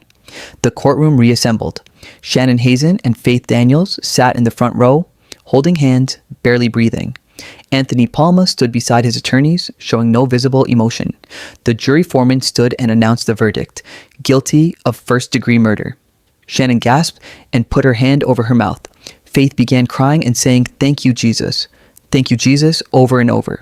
Other family members and supporters in the courtroom gallery embraced. After 20 years, justice had finally been served. The jury had seen through the defense's attempts to create doubt and had concluded what the evidence clearly showed. Anthony Palma had murdered Kirsten Hatfield. Palma himself showed no reaction. He didn't cry, didn't protest, didn't react in any visible way. He simply stood there, expressionless, as the verdict was read and the jury was polled to confirm each member agreed with the decision. The jury also had to make a sentencing recommendation in first-degree murder cases in Oklahoma. After minimal deliberation, they recommended life in prison without the possibility of parole. This was the harshest sentence available, and it reflected the jury's belief that Palma was an extreme danger who should never be free again. Following the guilty verdict on October 13th, 2017, the court scheduled a formal sentencing hearing for November 27th. In Oklahoma, even when a jury recommends a specific sentence, the judge has the final authority to accept or modify that recommendation within legal parameters. Given the severity of the crime and the jury's clear recommendation, there was little suspense about what Judge G. Jones would decide, but the sentencing hearing provided an opportunity for victim impact statements and for the court to make final remarks about the case. Shannon Hazen addressed the court, speaking directly about the impact of Kirsten's murder on her life and her family. She described the 20 years of not knowing, the guilt of having been asleep just feet away when her daughter was taken, the agony of wondering what Kirsten's final moments had been like. She spoke about Faith, who had lost her sister and spent her formative years growing up in the shadow of this unsolved crime. And she spoke about the hole in their lives that could never be filled, the milestones Kirsten would never reach, the future that had been stolen from her. But Shannon also spoke about something unexpected: forgiveness. She explained that years earlier, even before Palma had been identified as the killer, she'd made a spiritual decision to forgive whoever had taken her daughter. She'd done this not for the perpetrator's sake, but for her own, realizing that carrying hatred and vengeance in her heart was poisoning her life. When Palma was finally identified, Shannon had to reconcile this pre-existing forgiveness with the reality of knowing who had committed this terrible act. It wasn't easy, but she maintained that forgiveness was still her path forward.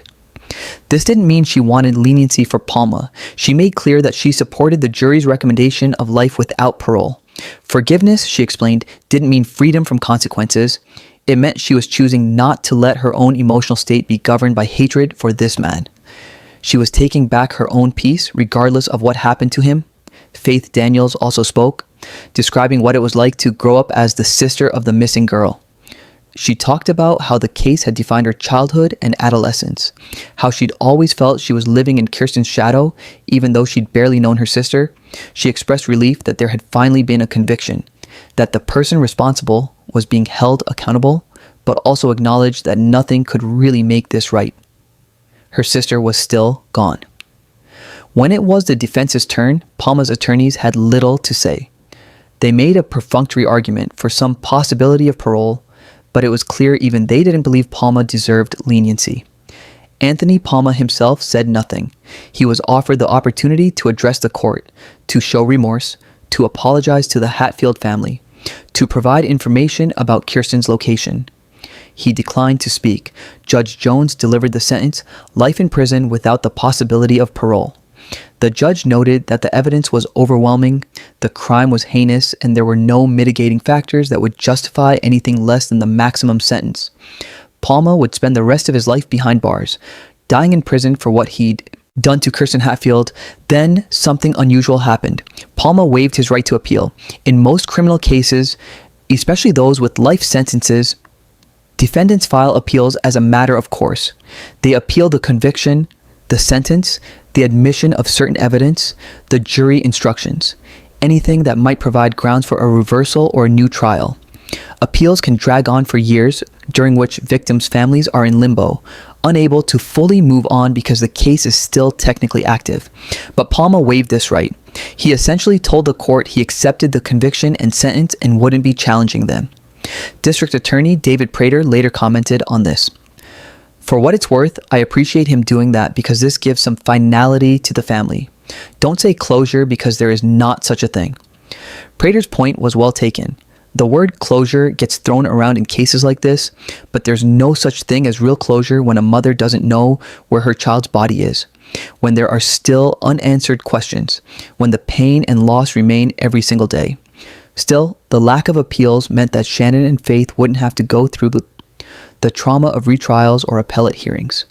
The legal chapter was closed. Palma would be transferred to Oklahoma State Penitentiary in McAlester to serve his sentence, and barring some extraordinary circumstance, he would never be free again. In the months following Palma's conviction and sentencing, Shannon Hazen did something that surprised many people. She wrote to him, Not letters full of anger or accusation, but letters attempting to reach whatever humanity might exist inside the man who'd killed her daughter. Shannon wrote 3 letters total, and she later discussed them publicly to explain her reasoning. "I never asked him about Kirsten," Shannon revealed in an interview. "The only question I ever posed to him was, did he have a Bible? He did not." Shannon's approach was rooted in her Christian faith. She believed that even someone who had committed terrible acts was still a soul that might be reached through spiritual means. If Palma would engage with Scripture, if he would open himself to the possibility of genuine repentance, perhaps he would finally tell the truth about what he'd done and where Kirsten's remains were located. It's unclear exactly what Palma's responses to these letters were, if he responded at all. But at some point, he asked Shannon to stop writing to him. She complied. There was no point in forcing communication on someone who didn't want it, and Shannon was realistic about the likelihood that Palma would ever cooperate, or provide the information the family desperately wanted. What Shannon's letter writing showed was her commitment to exhausting every possible avenue toward finding Kirsten. She'd pursued the investigation relentlessly for years. She'd cooperated with law enforcement. She'd kept the case in the media. She'd educated herself about criminology and worked within the system. She'd shown up for every court hearing. And now, she was even willing to reach out to her daughter's killer on the slim chance that human decency or spiritual awakening might move him to reveal where Kirsten was buried. But Palma gave her nothing. No information, no apology, no acknowledgement of what he'd done, and certainly no revelation about Kirsten's final resting place. Even though Palma had been convicted and sentenced, Midwest City Police hadn't given up on finding Kirsten's remains. Chief Brandon Clabbs and Detective Daryl Miller developed a plan to interview Palma again in 2019, after he'd been in prison for a while and had time to contemplate his situation. Sometimes inmates become more willing to talk after they've adjusted to the reality of life behind bars when they have nothing left to lose and might want to ease their conscience or gain some small measure of redemption. The plan was to approach Palma not with threats or accusations, but with an appeal to his humanity. They would explain that Shannon Hazen just wanted to bring her daughter home, that finding Kirsten's remains would allow the family to finally lay her to rest properly. They would make clear that cooperating wouldn't change his sentence. He was already serving life without parole, but it would be the right thing to do. It would be one small gesture toward making amends for the terrible thing he'd done. Detective Miller was cautiously optimistic about this approach. He'd seen cases where killers eventually revealed the location of remains, sometimes years after conviction. Sometimes it was guilt that motivated them. Sometimes it was a desire to be remembered as having done at least one decent thing. Sometimes they just got tired of carrying the secret. Miller hoped that Palma might fall into one of these categories. The interview was scheduled for later in 2019.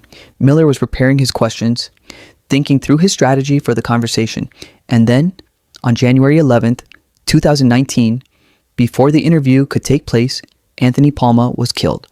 At approximately 7:30 p.m. on January 11th, 2019, corrections officers at Oklahoma State Penitentiary in McAlester conducted a routine unit check. When they reached Anthony Palma's cell, they found him lying face down on the floor, covered with a blanket. His cellmate, Raymond Pilado, was standing near the body.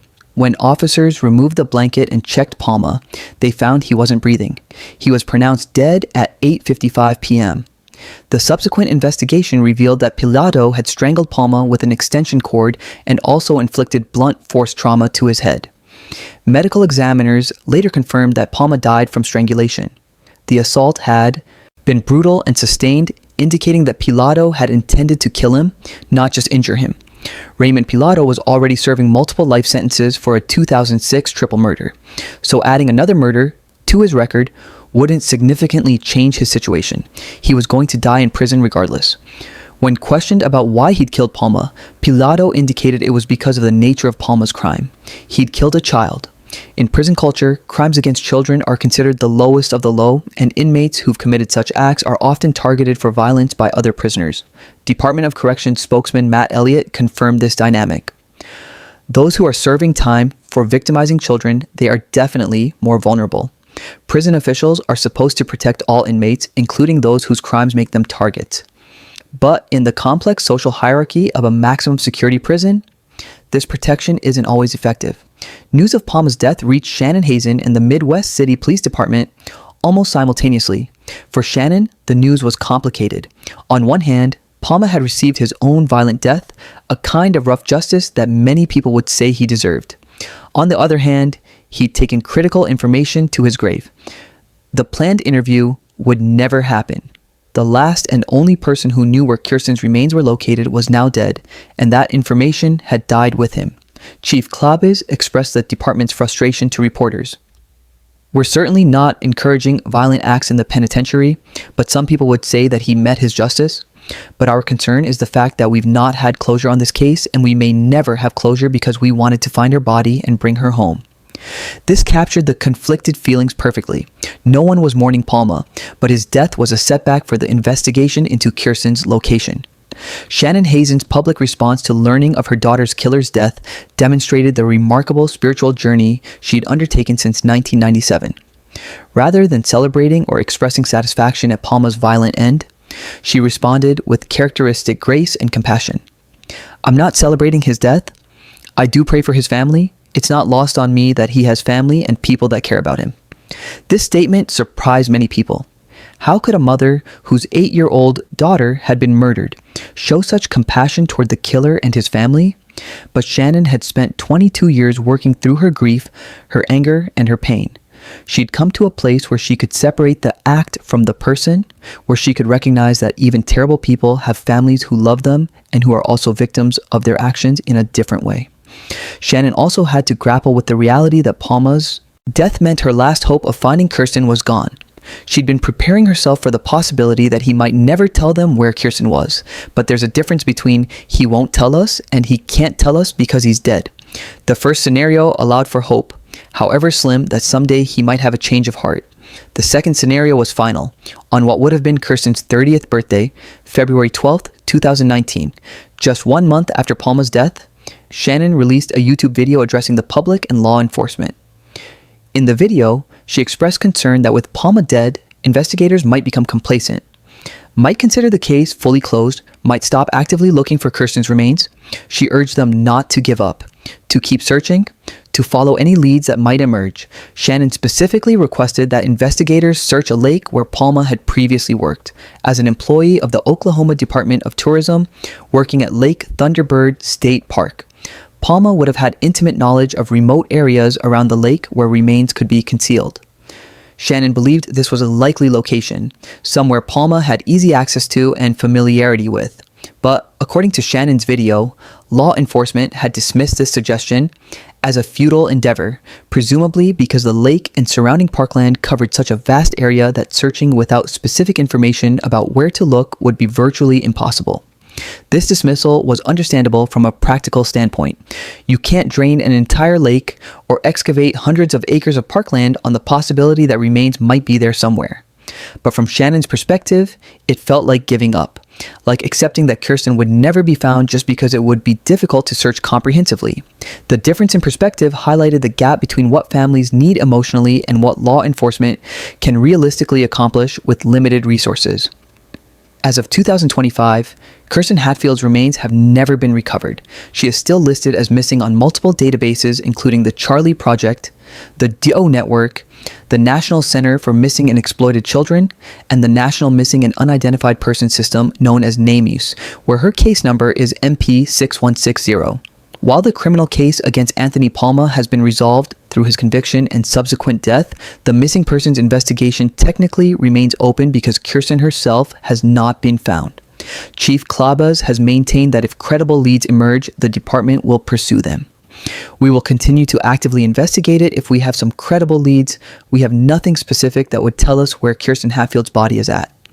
But without Palma to provide information and without any physical evidence pointing to a specific location, the chances of finding Kirsten grow slimmer with each passing year. The house at 1104 Jet Drive, where Palma lived, has been thoroughly searched multiple times, once immediately after his arrest and then again after his death when investigators hoped they might find something they'd missed the first time. Nothing related to Kirsten has ever been found on that property. If Palma buried her there, he concealed it perfectly. More likely, investigators believe he transported her somewhere else, possibly to the park where he worked. possibly to some other remote location he was familiar with. Shannon has requested that if hunters, hikers, or anyone else ever discovers unidentified remains in Oklahoma, authorities conduct DNA comparison with Kirsten's profile. This is standard practice in unidentified remains cases, and any remains found in the region do get compared against missing persons databases. But so far, none have been Kirsten. The reality is that Oklahoma has vast areas of rural land, forests, lakes, and wilderness. If Palma buried Kirsten in any of these locations, finding her without specific information about where to look is extraordinarily difficult. Shannon has said she holds out hope that someday someone will stumble across something, a piece of clothing, a bone fragment, anything that could lead to identifying Kirsten's location. Until that happens, or until some new evidence emerges, the question of where Kirsten is will remain unanswered. The Kirsten Hatfield case provides important lessons about both the incredible power of modern forensic science and its inherent limitations. On the power side, DNA technology allowed investigators to definitively identify a killer 18 years after the crime was committed, using evidence that had been preserved but couldn't be fully analyzed with 1997 technology. The ability to re-examine old evidence with new methods gave a cold case new life and brought a murderer to justice decades later. OSBI Director Stan Florence noted the broader implications. We're realizing more and more as technology advances, we see the ability to conduct more sensitive testing. This has profound implications for cold cases across the country. Evidence collected years or even decades ago, properly preserved, can be retested as technology improves. Cases that seemed unsolvable in their time might yield answers now. This gives hope to families of victims in cold cases and should motivate law enforcement to maintain evidence properly even in cases they can't currently solve. The Hatfield case also demonstrated the importance of meticulous case review. Detective Daryl Miller's discovery that certain pieces of evidence had never been tested was the breakthrough that cracked the case. This highlights a critical point. Cold cases need fresh eyes regularly reviewing them, checking assumptions made by previous investigators, and looking for gaps in what was submitted for analysis versus what was collected. How many other cold cases might have similar oversights? Evidence sitting in storage rooms that could solve the case if someone just thought to test it with modern methods? But the case also illustrates the limitations of even the best forensic science. DNA told investigators who committed the crime. It proved beyond doubt that Anthony Palma had been in Kirsten's bedroom and had been involved in her abduction. But DNA couldn't tell them what happened after that moment. It couldn't reveal where Palma took Kirsten, what he did to her, how long she survived, or where he disposed of her remains. Those answers existed only in Palma's mind, and he took them to his grave. This highlights a frustrating reality of criminal justice. Solving a case legally doesn't always mean solving it emotionally for the victims' families. Shannon Hazen got justice in the sense that her daughter's killer was identified, convicted, and punished, but she didn't get the complete answers she desperately needed. She didn't get to lay Kirsten to rest. She didn't get to know her daughter's final moments, and no court verdict, no prison sentence, no scientific breakthrough could provide those things. While much of the focus naturally centered on Shannon as Kirsten's mother, the impact on Faith Daniels, Kirsten's younger sister, who was sleeping beside her when she was taken, cannot be understated. Faith was only 3 years old on May 14th, 1997, young enough that she has virtually no independent memories of her sister. Everything she knows about Kirsten comes from photographs, from stories told by family members, and from the news coverage of the case. Faith grew up in a household defined by absence and grief. Her mother was consumed with searching for Kirsten, with keeping the case alive, with pursuing justice. This was necessary and understandable, but it meant that Faith's own childhood took place in the shadow of her sister's disappearance. She was the sister who survived, the witness, the girl who was in the room. Her identity was inextricably linked to a trauma she was too young to fully remember, but old enough to understand had changed everything about her family. At the trial, Faith was a young woman in her early 20s. She'd grown up, gone to school, experienced life, while Kirsten remained frozen at 8 years old in family photographs. When the guilty verdict was read, Faith's immediate response, thank you, Jesus, and everybody here," reflected both her relief that justice had been served and perhaps some hope that this conviction might allow her family to move forward in ways they hadn't been able to while the case remained unsolved. But Faith, like her mother, didn't get complete answers.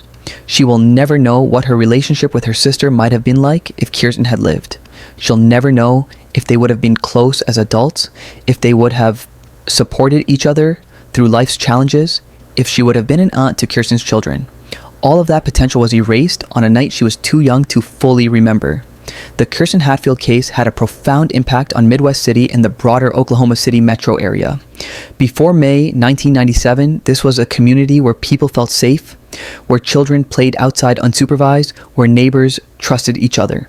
The revelation that an 8-year-old girl had been abducted from her own bedroom, from a house in a quiet residential neighborhood, shattered that sense of security. Parents began locking windows that had previously been left open for ventilation. Children who had once been allowed to play outside until dark were called in earlier and watched more closely. Neighbors who had smiled and waved at each other began looking at everyone with suspicion, wondering who among them might be dangerous. The case demonstrated that monsters don't always look like strangers lurking in shadows. Sometimes they're the neighbor 2 doors down who fixes children's bicycles and seems perfectly normal. The fact that Palma lived in that neighborhood for 18 years after committing the crime was particularly disturbing to residents. They'd passed him on the street, said hello, made small talk. Some had allowed their own children to interact with him. The realization that a child killer had been living among them for nearly 2 decades. That he'd watched Shannon distribute missing child flyers with her daughter's face on them, that he'd observed the searches and the media coverage while knowing exactly what had happened, all of this created a lasting sense of violation and betrayal. Even after Palma's conviction and death, the impact remains. Kirsten's case is taught in local schools as part of safety education programs. Children learn about not answering doors for strangers, about telling adults if someone makes them uncomfortable, about keeping windows locked at night. Parents attend community meetings about home security and child safety. The case has become a cautionary tale, a reminder that danger can come from unexpected places and that vigilance is necessary even in seemingly safe communities. Throughout the 18 years between Kirsten's disappearance and Palma's arrest, media coverage played a crucial role in keeping the case alive. Local Oklahoma City television stations covered the case extensively, particularly around the anniversary of Kirsten's disappearance each May. Reporters gave Shannon a platform to speak, to keep her daughter's name and face before the public, to ask for anyone with information to come forward. This sustained media attention served multiple purposes. First, it kept pressure on law enforcement to continue working the case even when leads dried up. Police departments have limited resources and many cases competing for attention, and cases that generate ongoing public interest tend to get more resources allocated to them. Second, the media coverage meant that Kirsten's case was embedded in the collective memory of the community, increasing the chances that someone who knew something would eventually come forward. Third, it provided Shannon with a sense that she was doing something, that she was actively working toward finding her daughter rather than passively waiting for others to solve the case. When Palma was finally arrested in 2015, media coverage exploded. National news outlets picked up the story of the neighbor who'd been living 2 doors away for 18 years. The combination of the bedroom abduction, the DNA breakthrough after nearly 2 decades, and the shocking revelation of who the killer was made this a compelling story that resonated far beyond Oklahoma. Programs about unsolved mysteries and cold cases featured the Kirsten Hatfield investigation, using it as an example of how advances in forensic science can bring justice even decades after a crime. This national attention had both positive and negative effects. On the positive side, it educated the public about DNA technology and gave hope to families of victims in other cold cases that their cases might also be solved someday. It also kept pressure on the criminal justice system to maintain and properly test old evidence.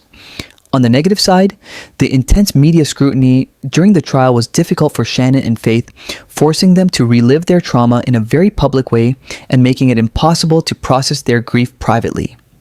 Perhaps one of the most remarkable aspects of the Kirsten Hatfield case is Shannon Hazen's personal journey from devastated mother to educated advocate and finally to a voice for forgiveness and healing. Her decision to earn a degree in criminology and become a parole officer working with sex offenders showed incredible strength and determination. Most people would want to distance themselves as far as possible from anything related to their trauma. But Shannon moved toward it, using her pain as motivation to understand the criminal justice system and potentially prevent future crimes. As a parole officer in the sex offender management unit, Shannon worked directly with individuals who had committed crimes similar to the one that had destroyed her family. This required extraordinary emotional strength and professional detachment. She had to interact with these individuals, monitor their compliance with parole conditions, and assess their risk to the community, all while carrying the knowledge that someone like them had killed her daughter. The fact that she could do this work effectively speaks to her resilience and her commitment to public safety. Shannon has also been remarkably open about her own imperfections and past mistakes. Her acknowledgement that she'd used drugs socially in the past, and her willingness to consider whether that might have somehow contributed to Kirsten's abduction, showed a level of self-reflection and honesty that many people in her position wouldn't be capable of. She refused to present herself as a perfect victim, instead being fully human, flawed, struggling, but ultimately doing her best. Her journey toward forgiveness was perhaps the most challenging aspect of her transformation. To forgive someone who killed your child seems almost impossible, and yet Shannon found a way to do it. Importantly, she distinguished between forgiveness and excusing. She forgave Palma in the sense that she released her own hatred and desire for vengeance, recognizing that those emotions were harming her more than they were harming him. But she never suggested he shouldn't face consequences or that what he did was in any way acceptable. Forgiveness for Shannon was about her own spiritual and emotional healing, not about letting Palma off the hook. This distinction is important because many people misunderstand what forgiveness means in the context of serious crimes. They think forgiveness means saying it's okay or I don't care anymore. But Shannon's example shows that forgiveness can coexist with demanding justice, with supporting maximum punishment, with never forgetting what was done. It's a subtle but crucial difference that allowed Shannon to reclaim her own peace without betraying her daughter's memory. The house at 1108 Jet Drive where Kirsten lived and from which she was abducted has changed hands several times since 1997. Each time it goes on the market, the realtor faces an ethical question. Do they have to disclose that a child was abducted from this house? In Oklahoma, as in most states, there's no legal requirement to disclose that a crime occurred on a property unless it affected the physical condition of the property itself. But ethically, many realtors feel buyers deserve to know the history. Some buyers are undeterred by the home's tragic history, viewing it as just a house where something terrible happened, but which has no ongoing connection to that event. Others can't get past the emotional weight of knowing what occurred there. Real estate values in the neighborhood were affected for years by the association with the high-profile crime, though they've largely recovered as time has passed, and newer residents move in without personal memory of the case. The house at 1104 Jet Drive, where Palma lived, remained empty for some time after his arrest, as it was considered a crime scene and potential evidence location. After the searches were completed and the property was released, it too eventually sold. The new owners found themselves living in a home with an even darker history. Not the home where a victim lived, but the home where the perpetrator had lived for 24 years. Some people would consider such a property essentially unmarketable, while others see it as just another house, now disassociated from the person who committed the crime. These questions about property and disclosure may seem trivial compared to the larger tragedy, but they represent one more way the case continues to ripple through the community years later. Every house has a history, and some histories weigh more heavily than others. While Anthony Palma's guilt is not in question, the DNA evidence is irrefutable. Many questions about the crime itself remain unanswered. Without Palma's confession or Kirsten's remains, investigators and Shannon's family can only theorize about what actually happened that night and in the hours or days that followed. The most pressing question is, where is Kirsten? The theories vary. Some investigators believe Palma buried her somewhere on or near his property at 1104 Jet Drive, possibly under a shed or in the foundation of an outbuilding. This would explain why he stayed in that house for so long.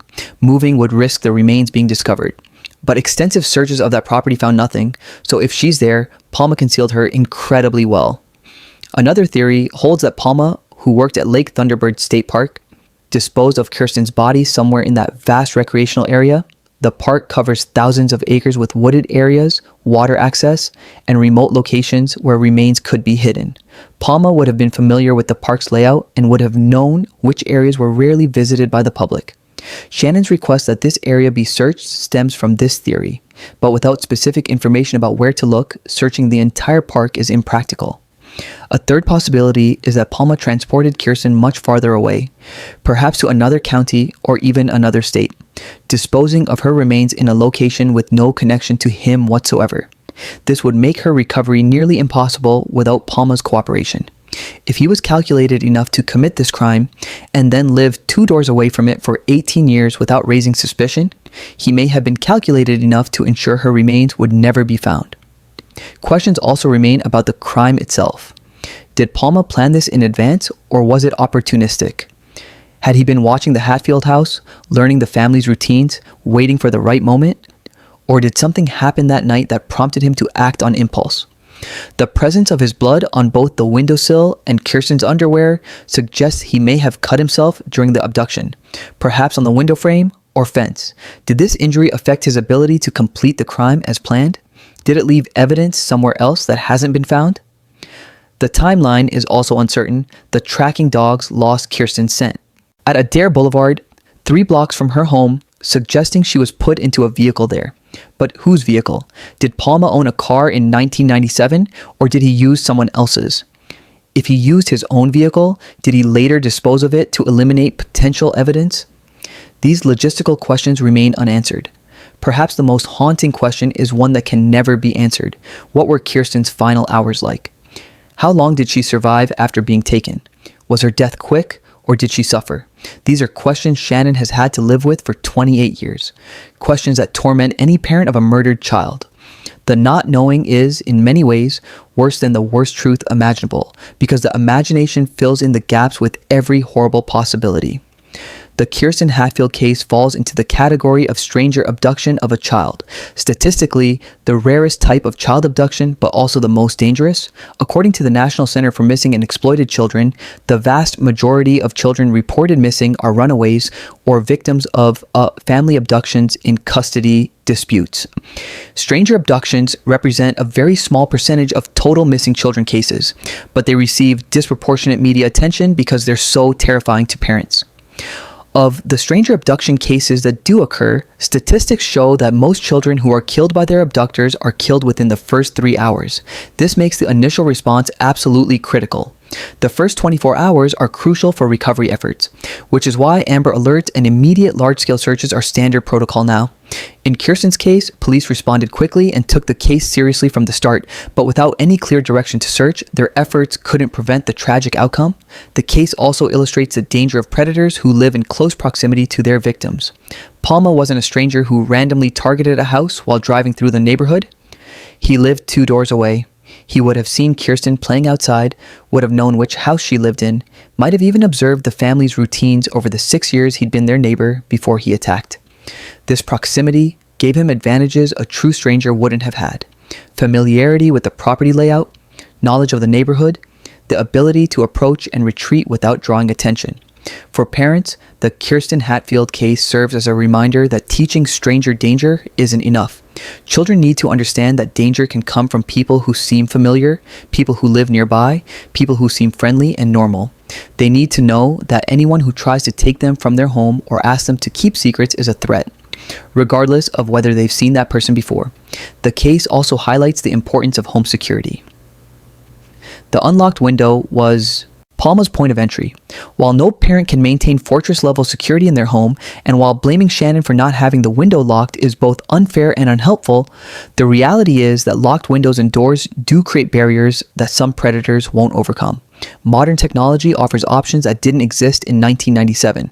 Security systems with window sensors, cameras that alert homeowners to movement, smart locks that can be monitored remotely. These aren't guarantees of safety, but they're layers of protection that can help. From a legal perspective, the Kirsten Hatfield case is significant because it represents a successful no-body murder prosecution. Traditionally, proving a murder charge required a body to establish that death had occurred and to determine cause of death. Without these elements, prosecutors faced an uphill battle, convincing juries that murder had been committed rather than some other crime. But advances in forensic science and changes in legal standards have made no-body prosecutions more viable.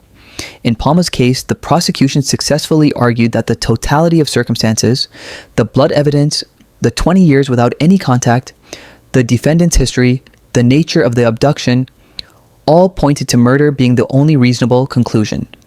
The jury agreed, convicting on circumstantial evidence without the traditional requirement of a body. This precedent is important for other cases where remains haven't been recovered. It means that killers can't simply dispose of bodies and assume they'll escape murder charges. As long as the circumstantial evidence is strong enough, prosecutors can move forward even without the traditional physical proof of death. This is justice for victims and their families who might otherwise see lesser charges filed simply because remains couldn't be located. However, no body prosecutions also highlight the importance of evidence preservation and thorough investigation. In Palma's case, the DNA evidence was absolutely critical to establishing his presence at the crime scene and his involvement in the abduction. Without that physical evidence, proving murder beyond a reasonable doubt would have been extremely difficult, if not impossible. This underscores why Detective Miller's decision to retest old evidence was so crucial. It provided the physical link between Palma and the crime that made the prosecution viable. As we approach the 28th anniversary of Kirsten's disappearance in May 2025, the case remains technically open as a missing persons investigation. Shannon Hazen, now in her 50s, continues to hold out hope that someday Kirsten's remains will be found. She monitors news reports of unidentified remains discovered in Oklahoma and surrounding states. She maintains contact with cold case investigators. She keeps Kirsten's memory alive through social media and occasional media interviews, but Shannon has also had to find ways to live with the uncertainty. She created a life for herself beyond being Kirsten's mother or the mother of the missing girl. Her work as a parole officer gave her purpose and allowed her to channel her experience into helping protect other potential victims.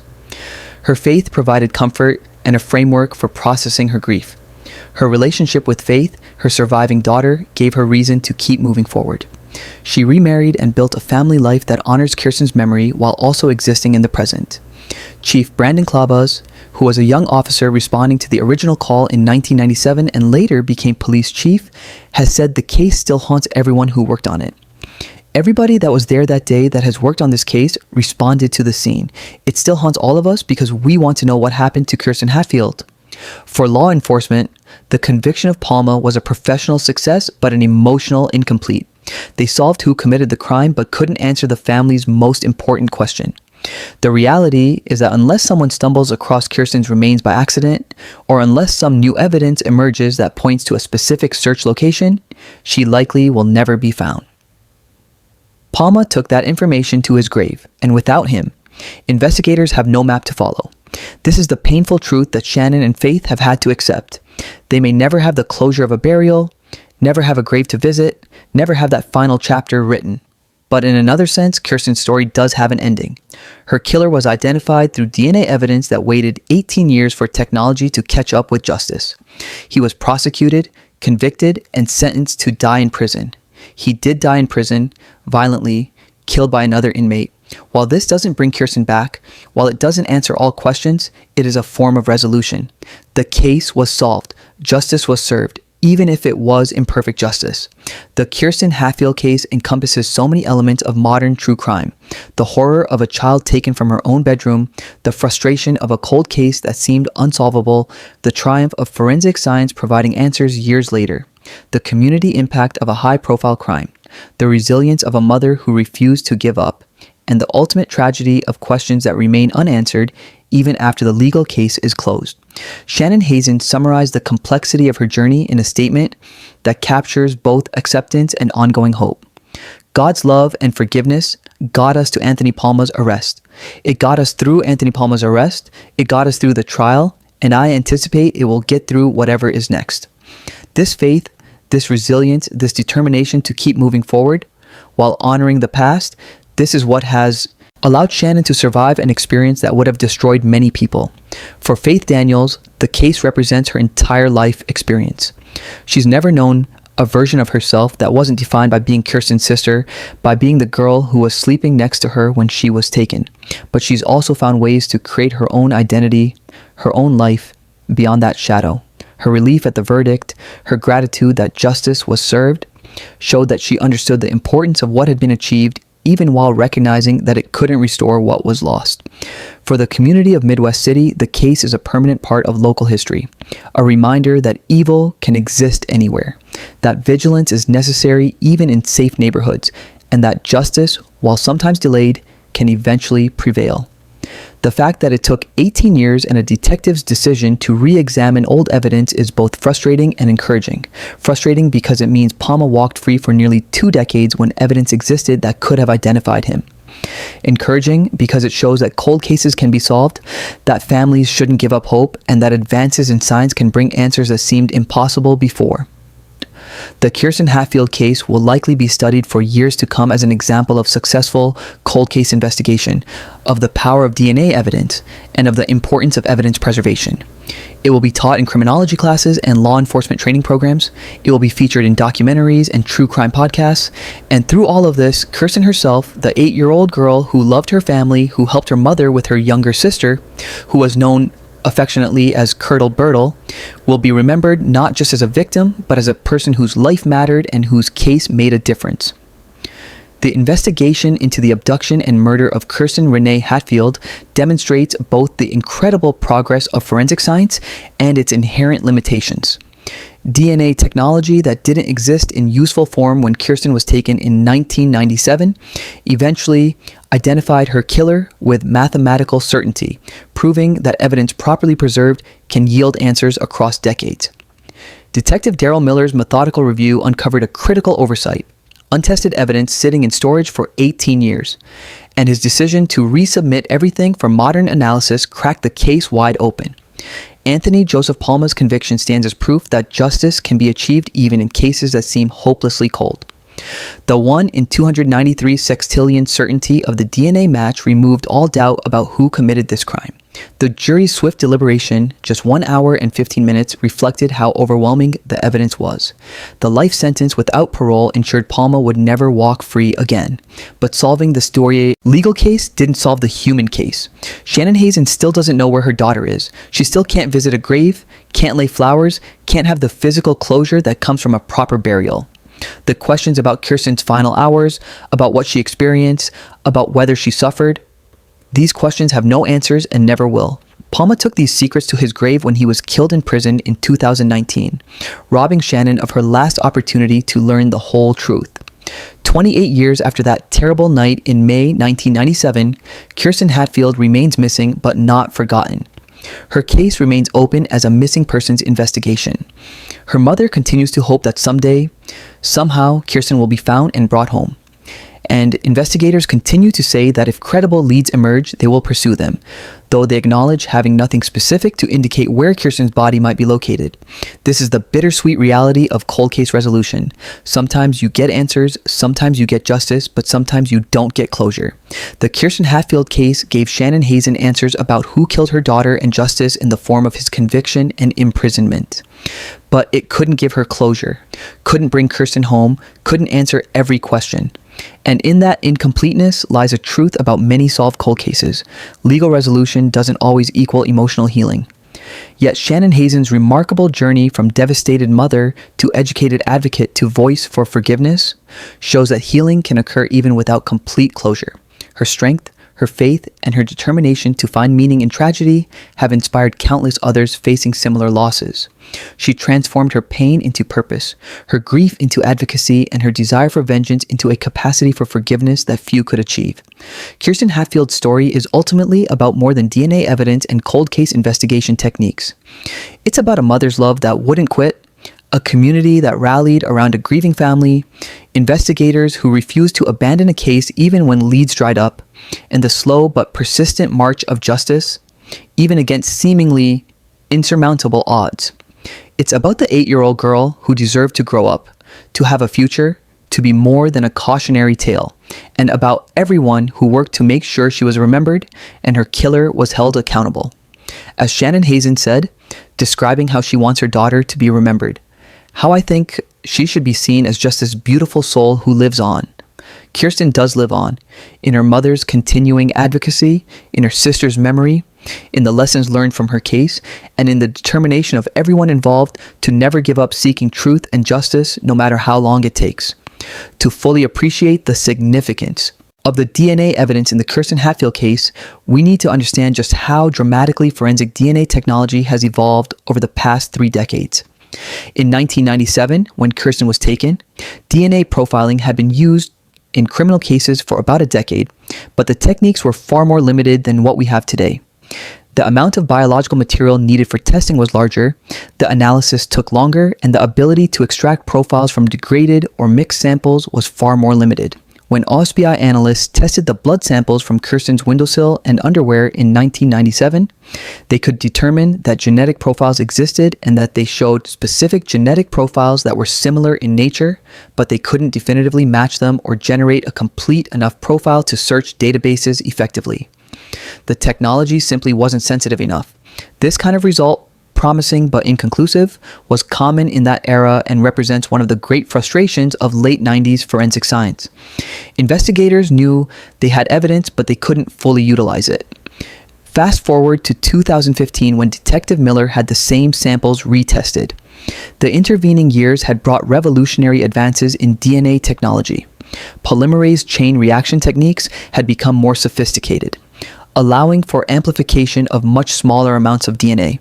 Short tandem repeat analysis had become the gold standard, providing highly discriminating profiles from minimal samples. Computer algorithms for comparing profiles had improved dramatically, and perhaps most importantly, the sensitivity of testing equipment had increased exponentially, allowing analysts to extract usable DNA from samples that would have been considered too degraded or too small in earlier years. These advances meant that the same blood samples that yielded inconclusive results in 1997 produced a complete definitive profile in 2015, one detailed enough to generate the 1 in 293 sextillion statistical certainty of a match to Anthony Palma. This wasn't a different kind of evidence, it was the same evidence viewed through a more powerful lens. And that's the crucial lesson for cold case investigations. Evidence that couldn't be fully analyzed yesterday might be fully analyzable tomorrow. Technology keeps advancing, and properly preserved evidence retains its potential to provide answers for decades. OSBI Lab Director Andrea Sweet's comment. The law enforcement agencies and the laboratories did a great job of preserving the evidence so we could go back and do additional testing. Highlights another critical factor. All the technological advances in the world won't help if evidence has been improperly stored, contaminated, or discarded. The fact that Midwest City Police and OSBI maintained these samples in proper conditions for 18 years was essential to the eventual breakthrough. This underscores the importance of evidence retention policies and proper storage protocols, even in cases that seem unsolvable at the time. One of the most striking aspects of the Kirsten Hatfield investigation is that the key evidence, the blood samples, had actually been collected and partially analyzed from the very beginning. The breakthrough in 2015 wasn't the discovery of new evidence. It was the re-examination of old evidence with better technology and the testing of items that should have been tested years earlier, but somehow weren't.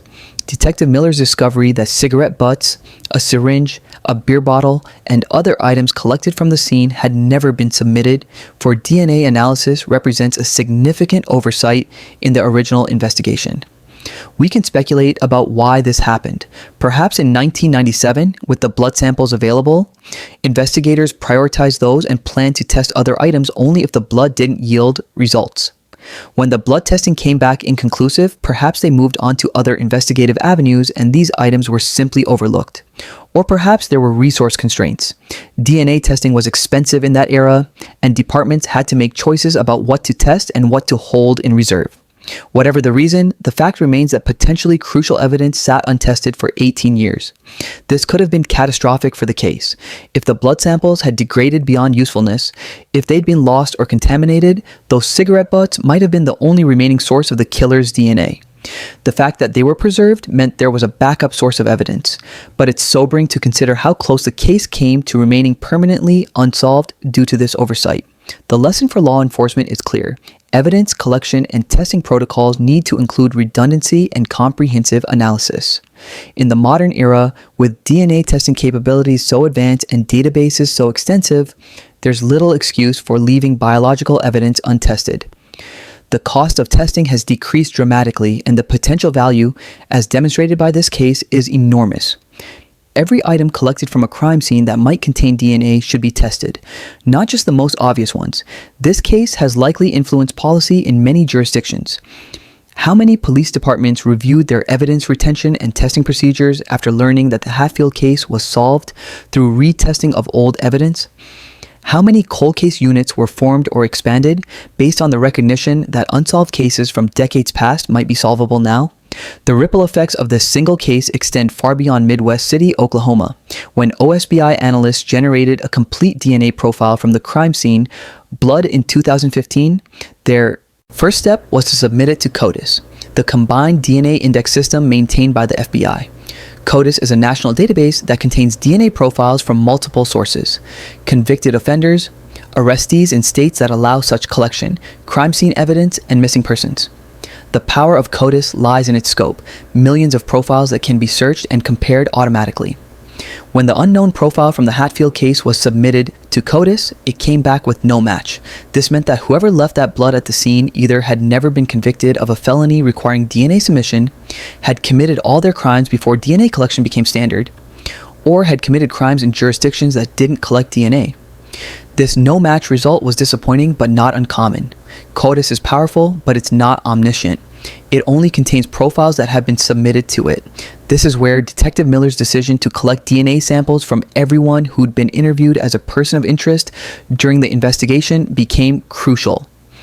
By creating his own mini database of suspects and comparing each one to the crime scene profile, Miller was essentially doing manually what CODIS does automatically.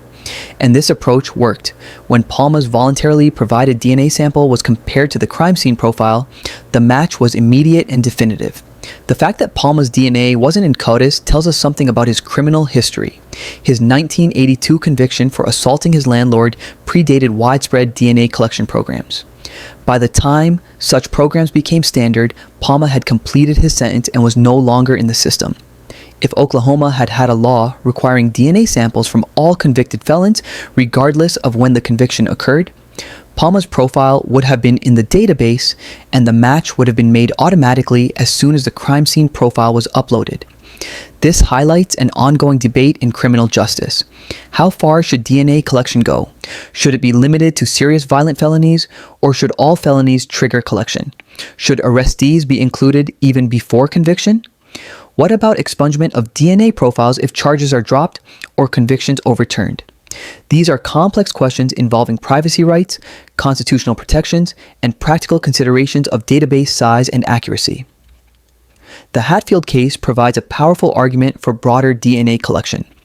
If Palma's decades-old conviction had resulted in a retained DNA sample, if that sample had been in CODIS, his identity would have been known within days of the 2015 retesting instead of requiring months of investigation and voluntary sample collection.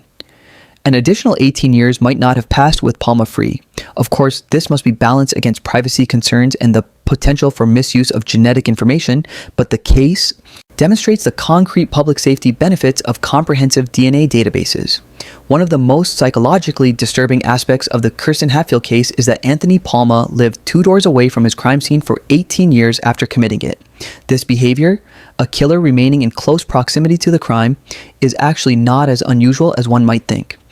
Forensic psychologists and criminal profilers have long noted that some offenders demonstrate a pattern of returning to crime scenes or maintaining connection to them.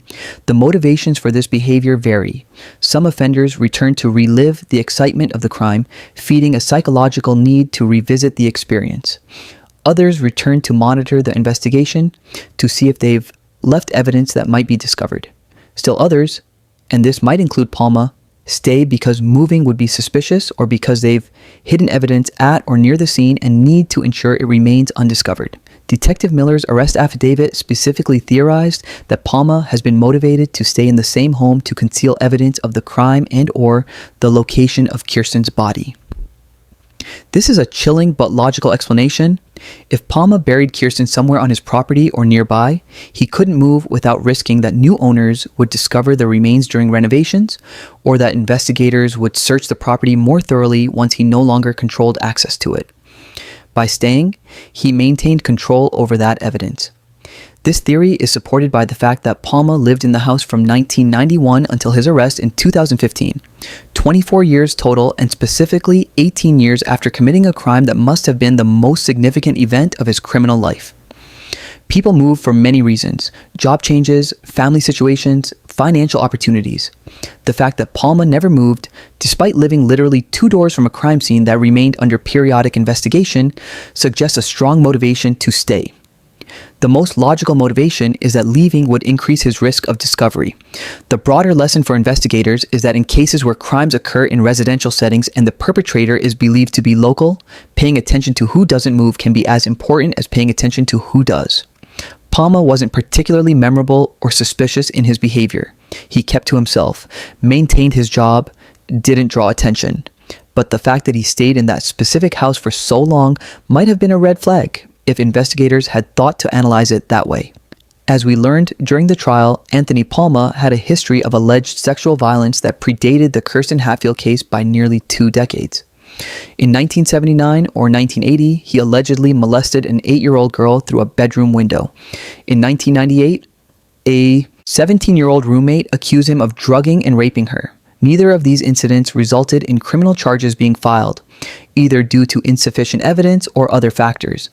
This pattern of serious allegations that don't result in convictions, but that in retrospect clearly indicated dangerous behavior, is frustratingly common in criminal justice. Sexual offenses in particular are notoriously difficult to prosecute, especially when they involve children or when physical evidence is limited, victims may be too traumatized or fearful to cooperate with prosecution. Witnesses may be scarce. And the he said, she said nature of many sexual assault cases creates reasonable doubt that makes conviction difficult. But the failure to prosecute these earlier allegations meant that Palma's pattern of behavior wasn't adequately documented in official records. When he was interviewed as a neighbor in 1997, investigators apparently didn't have full knowledge of these prior allegations, or if they did, they didn't weigh them heavily enough to make him a prime suspect. This is partly understandable. Without convictions, allegations are just that, and investigating every person who's ever been accused of something would be impractical, but it's also a missed opportunity. If Palma's pattern had been more visible, if the similarity between the 1979 bedroom window attack on an 8-year-old and Kirsten's case had been apparent, he might have been identified as a suspect much earlier. This raises difficult questions about information sharing and record keeping. Should police databases include unsubstantiated allegations? How do we balance the need to track dangerous individuals against the rights of people who haven't been convicted of crimes? How can investigators access information about patterns of behavior that might not rise to the level of provable crimes but that indicate risk? There's no easy answer, but the Hatfield case shows the cost of not having systems to identify patterns across incidents. 3 women testified at trial about what Palma had done to them. If their accounts had been connected earlier, if someone had noted the pattern of bedroom attacks on young females, Palma might have been stopped before Kirsten became his victim. This is a systemic problem in criminal justice that continues to plague investigations today. While we'll never have a complete understanding of Anthony Palma's psychology, he never provided a confession, never explained his actions, and took his secrets to the grave, we can piece together a profile from his known behaviors and the pattern of his crimes. This profile may help in understanding similar offenders and potentially in identifying them earlier in their criminal careers. Palma's documented pattern shows a clear and consistent preference for female victims, specifically young girls around ages 7 to 8. This pedophilic preference was evident in both the 1979 allegation and in Kirsten's case 18 years later. The consistency of victim selection across such a long time period suggests this wasn't situational or opportunistic, but rather a deep-seated sexual deviation that drove his criminal behavior. His method of attack, entering homes through windows, specifically targeting bedrooms, also remained consistent. This suggests he derived some psychological satisfaction from the combination of home invasion and sexual assault, that the violation of a victim's safe space was part of the appeal. Bedroom window attacks are particularly egregious because they strike at the heart of where people feel safest, transforming the sanctuary of home into a place of vulnerability and terror. The fact that Palma had a history of dating women with young daughters and that he allegedly targeted the daughters rather than or in addition to the women suggests a deliberate pattern of using adult relationships as access to child victims. This is a common grooming technique among child predators. They form relationships with single mothers specifically to gain proximity to and trust with their children. The mother becomes a shield, making the predator seem safe and normal while providing access to the real target of interest. Palma's ability to maintain a facade of normalcy, holding down a job, interacting with neighbors, living an apparently unremarkable life, demonstrates the sophistication of his compartmentalization. He wasn't a disheveled outsider who looked the part of a predator. He was ordinary, forgettable, the kind of person who blends into a community. This is actually typical of many sexual predators who understand that standing out or seeming strange would bring unwanted attention. The ability to appear normal while harboring and acting on deviant impulses requires a concerning level of emotional control and deception. His behavior after Kirsten's murder, staying in the neighborhood, living 2 doors from the crime scene for 18 years, maintaining his routine, suggests either remarkable psychological coldness or a deep denial mechanism that allowed him to block out what he'd done.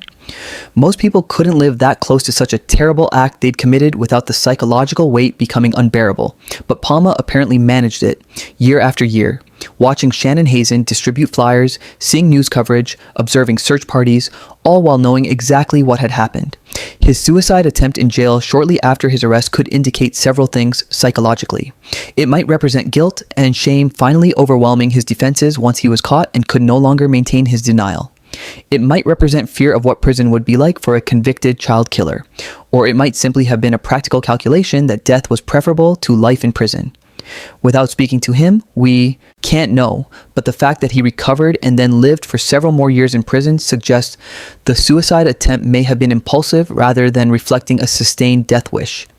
His refusal to confess, to provide information about Kirsten's location, or to show any remorse demonstrates either psychopathy, a fundamental inability to empathize with others or feel genuine remorse, or such deep denial that he couldn't acknowledge what he'd done even to himself. Some offenders maintain innocence because they believe they can still beat the charges or win an appeal. But Palma waived his right to appeal, suggesting he knew he was caught definitively. Yet, still, he wouldn't talk. This level of stonewalling in the face of overwhelming evidence is relatively unusual and suggests a psychological rigidity or perhaps a final assertion of control. Denying Shannon the answers she desperately wanted was the last power he had. While the focus of this case naturally centers on Shannon's relationship with Kirsten, her missing daughter, the investigation, and its aftermath profoundly affected all of Shannon's other relationships as well. Her relationship with Faith, her surviving daughter, had to navigate the impossible terrain of normal parenting while dealing with extraordinary trauma. How do you raise a child normally when her sister was abducted from the bed next to hers? How do you balance keeping her safe with not making her terrified of the world? Shannon had to make countless difficult decisions about how much to involve Faith in the ongoing investigation and search efforts. Should a young child attend press conferences about her missing sister? Should she be present when investigators interview family members? Should she see the news coverage? These decisions had no right answers, only choices between different kinds of difficult outcomes. Too much exposure might traumatize Faith further. Too much protection might make her feel excluded from this central family experience. Shannon's relationships with extended family were also strained by the investigation. Early in the case, when investigators were looking at people close to the family, Shannon's own relatives came under scrutiny. This created tensions and suspicions that were difficult to fully resolve even after people were cleared. The stress of having a missing child tests every relationship, and not all of them survived that test. Some family members grew closer, united in their shared grief and determination to find Kirsten. Others drifted apart, unable to handle the intensity of the ongoing trauma. Shannon's romantic relationships face unique challenges. After her second marriage ended, presumably under the strain of dealing with Kirsten's disappearance, Shannon eventually remarried. Her new husband had to accept that he was marrying not just Shannon, but also her ongoing quest for answers about her missing daughter. He had to understand that Shannon would always have this other focus, this unresolved trauma that would take precedence over their relationship at times. Not every partner could handle that, but Shannon found someone who could. Her friendships were affected too. Shannon later acknowledged that she'd struggled with substance use issues in the past. And while she'd gotten clean before Kirsten's disappearance, the investigation raised questions about whether her former associates might have been involved. This meant examining and in some cases severing relationships with people from that earlier period of her life. The investigation forced Shannon to confront her own past and to distance herself from anyone who might have been connected to the crime, even tangentially, and perhaps most significantly, Shannon had to develop a relationship with the criminal justice system itself, with police, prosecutors, victim advocates, and eventually with the parole system where she worked. This immersion in the world of criminal justice was both necessary for understanding Kirsten's case and psychologically difficult. It meant constant exposure to violence, to other families' tragedies, to the machinery of prosecution and punishment. But it also gave Shannon a sense of purpose and control in a situation where she'd had very little of either. While it's difficult to draw a direct line between the Kirsten Hatfield case and specific legislative changes, cases like hers collectively influenced numerous policy and legal development in the years since her disappearance. The late 1990s and early 2000s saw significant expansion of DNA databases, partly driven by cases demonstrating the technology's power to solve crimes. The Amber Alert system, while it existed before Kirsten's case, was expanded and refined during this period. These rapid public notification systems for child abductions are now standard across the United States, activated whenever a child is reported abducted under circumstances suggesting they're in danger. Kirsten's case predated widespread Amber Alert implementation in Oklahoma, but cases like hers demonstrated the urgent need for such systems. Sex offender registration and notification laws became significantly more comprehensive during the 2000s. While Palma's single conviction in 1982 predated modern sex offender registries, had such registries existed and been retroactive, he might have been on law enforcement's radar in a way that could have led to earlier identification as a suspect. Modern laws in most states now require lifetime registration for serious sex offenses, public notification of offenders' addresses, and restrictions on where offenders can live and work. Evidence retention policies have also evolved, influenced in part by cases like Hatfield's, where old evidence proved crucial decades later. Many jurisdictions now have requirements that biological evidence in serious crimes be retained indefinitely, recognizing that technological advances may make previously untestable evidence valuable in the future. There are also increasing requirements for periodic review of cold cases to determine if new testing methods might yield results. Statutes of limitations for certain crimes, particularly sex crimes against children, have been extended or eliminated in many states. While murder has typically never had a statute of limitations, cases like Kirsten's, where the investigation took nearly 2 decades to identify the perpetrator, demonstrated the need for flexible timeframes that account for the realities of complex investigations and evolving technology. One aspect of the Kirsten Hatfield case that deserves examination is the support, or lack thereof, available to Shannon and her family throughout their ordeal. In 1997, victim services were far less developed than they are today. The concept of victim advocacy, of providing psychological support and practical assistance to crime victims and their families, was still relatively new and not universally implemented. Shannon largely had to navigate the investigation and its aftermath on her own, without the benefit of a dedicated victim advocate to explain the legal process, to prepare her for court appearances, to connect her with counseling services. She had to become her own advocate, learning by doing, making mistakes, and gradually figuring out how to keep her daughter's case in the public eye and how to work effectively with law enforcement. The Kirsten Recovery Center, established at Traub Elementary School, was largely a grassroots, community-driven effort rather than a professionally organized victim services program. While the community support was invaluable, it couldn't replace professional psychological services or expert guidance on managing the media, navigating the investigation, and coping with ongoing trauma. In more recent years, victim services have become much more sophisticated and comprehensive. Most jurisdictions now have victim witness coordinators who work with families from the moment a crime is reported through trial and even into the post-conviction phase. These professionals provide emotional support, practical assistance with things like filing victim compensation claims, help preparing victim impact statements, and ongoing updates about the case's progress. Had Kirsten's case occurred today rather than in 1997, Shannon likely would have had access to these services from day one. She would have had someone to help her understand what to expect at each stage, to connect her with counselors specializing in trauma, to mediate her interactions with investigators when needed, and to provide continuity as different detectives rotated through the case over the years. The evolution of victim services since Kirsten's disappearance represents progress in how we treat crime victims and their families. The recognition that they need professional support, not just sympathy, has led to better outcomes both in terms of solving cases, because supported victims can participate more effectively in investigations, and in terms of the victim's long-term psychological recovery. Shannon's experience also highlighted the need for long-term support for families of missing children. Most victim services are designed around the timeline of a criminal case: report, investigation, Arrest, trial, sentencing, but families of missing children face an indefinite timeline with no clear stages. They need support not just for months, but potentially for years or decades. Organizations like the National Center for Missing and Exploited Children now provide this kind of long-term support, but in 1997, such resources were limited. Throughout this series, we've touched on the concept of closure, that elusive sense of resolution that families of crime victims seek. District Attorney David Proter wisely cautioned against using the word when Palma waived his appeals, saying, "Don't say closure because there is not such a thing." His point is well taken and deserves deeper examination. Closure, as popularly understood, suggests a clean ending, a final chapter that allows everyone to move on.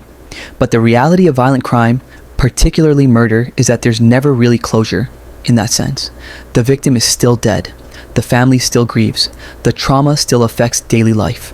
No court verdict, no prison sentence, no conviction changes these fundamental facts. What families can achieve is something more nuanced, what might better be called resolution or answered questions. They can know who committed the crime.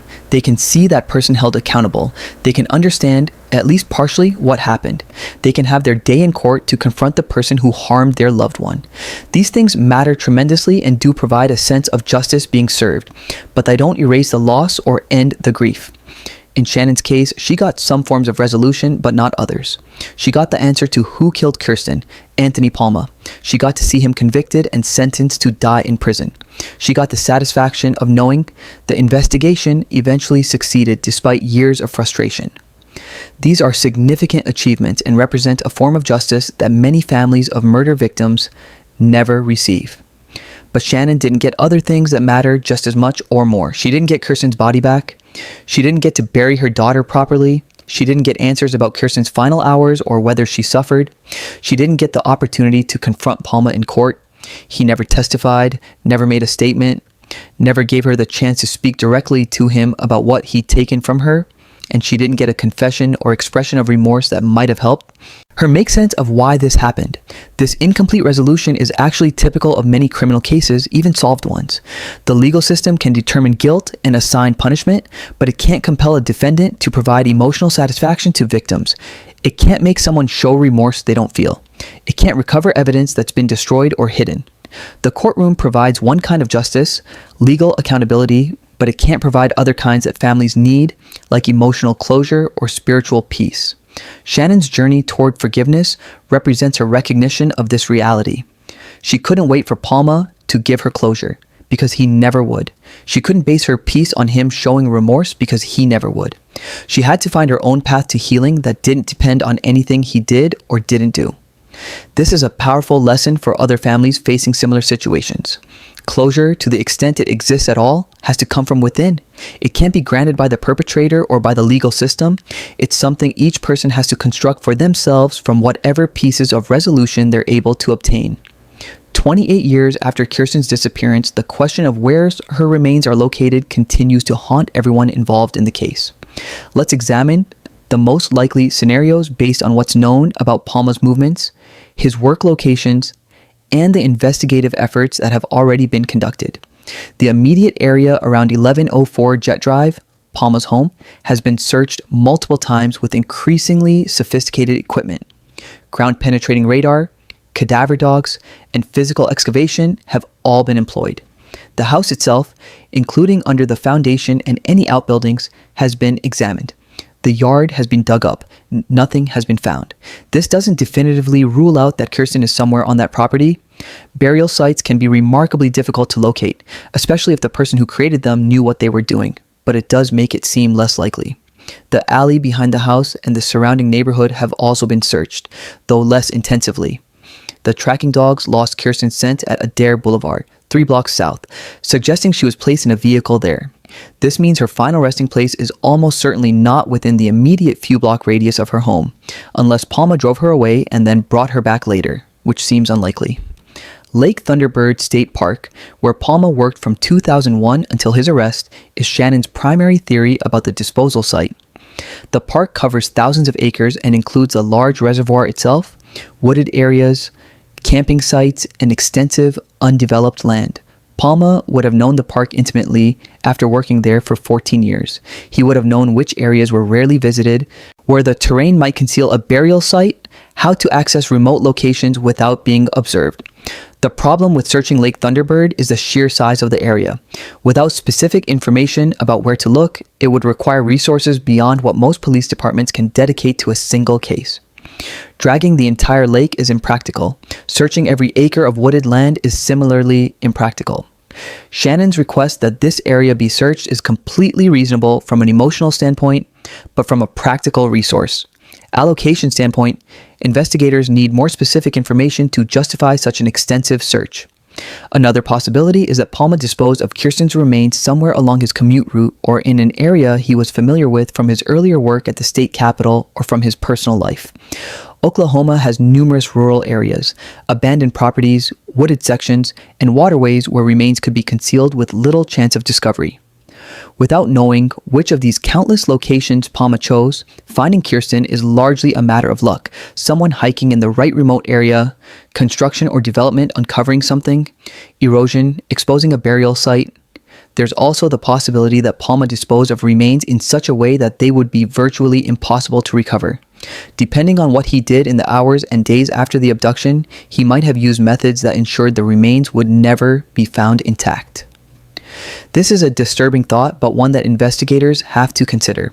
The most realistic hope for finding Kirsten at this point is probably an accidental discovery. Someone out hunting or hiking who stumbles across remains, a construction project that unearths something, natural erosion exposing a burial site.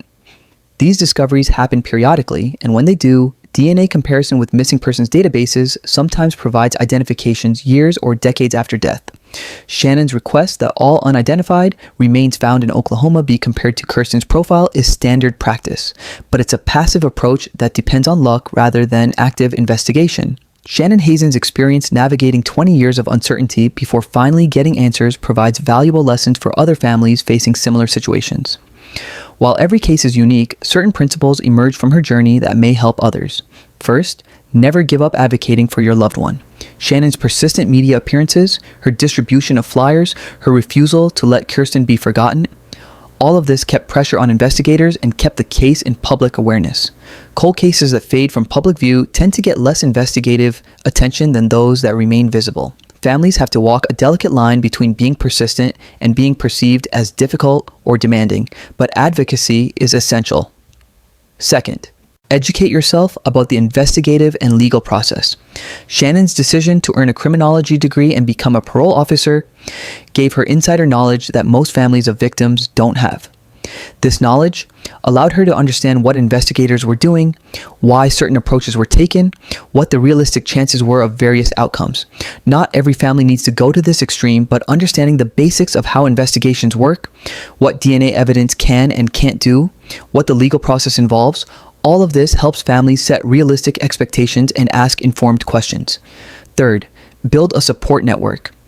Shannon needed people around her who understood what she was going through, who could provide emotional support during the darkest times, who could help with practical tasks like distributing flyers or organizing search parties. Isolation is one of the greatest dangers for families of missing persons. The trauma can be so overwhelming and so specific that friends and family who haven't experienced it often don't know how to help. Connecting with other families of missing children, either through organizations or support groups, can provide understanding that others can't. Fourth, take care of your own mental health. Shannon's faith journey, her work toward forgiveness, her efforts to build a life beyond being the mother of the missing girl, all of this represented necessary self-care.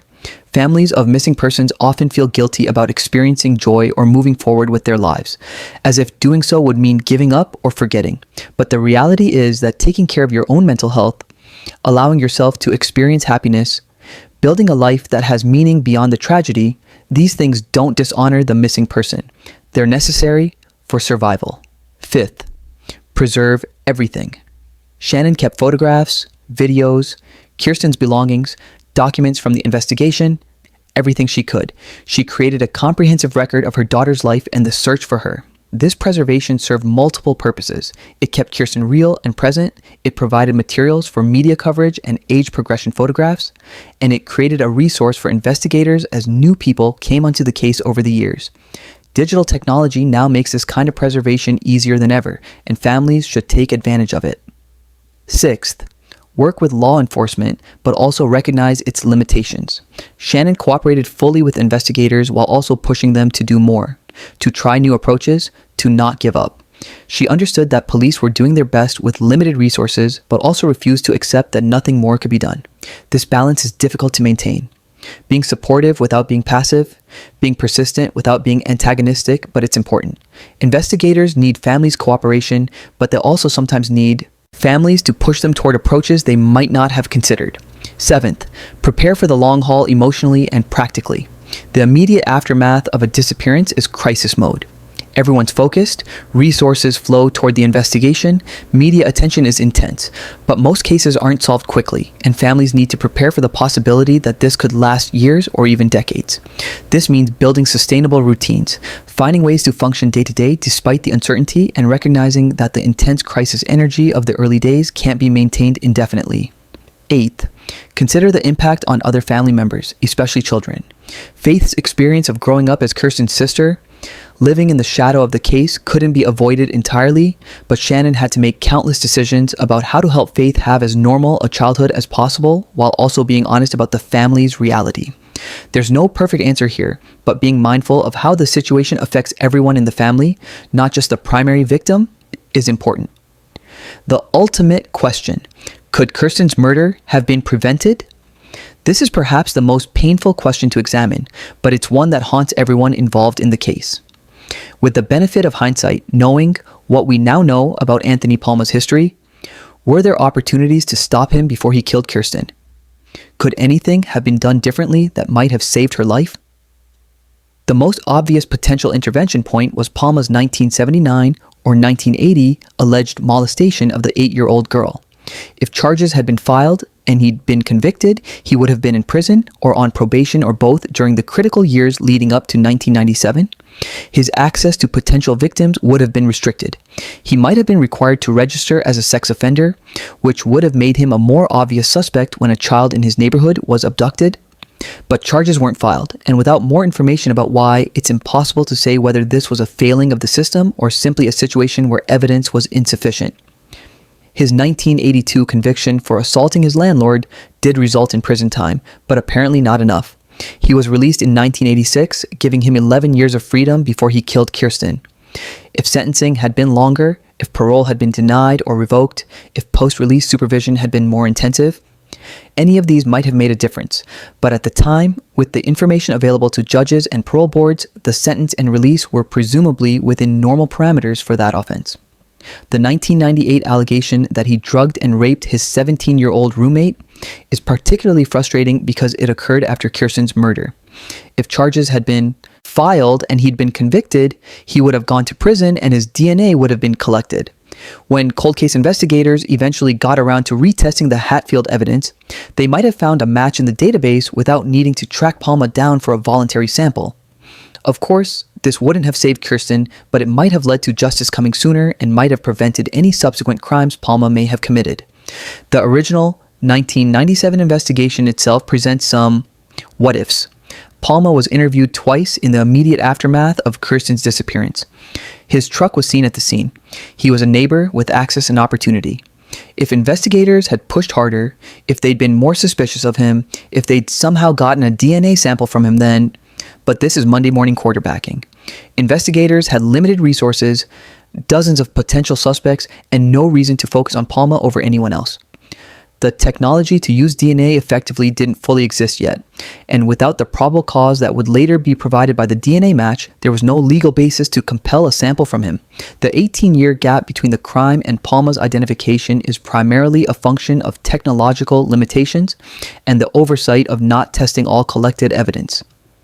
If the cigarette butts had been tested in 1998 or 2000 or 2005, whenever DNA technology became sufficiently advanced, Palma might have been identified years earlier. But this assumes those cigarette butts actually contained his DNA, which we don't know for certain, and it assumes they would have tested them, which apparently wasn't standard practice at the time.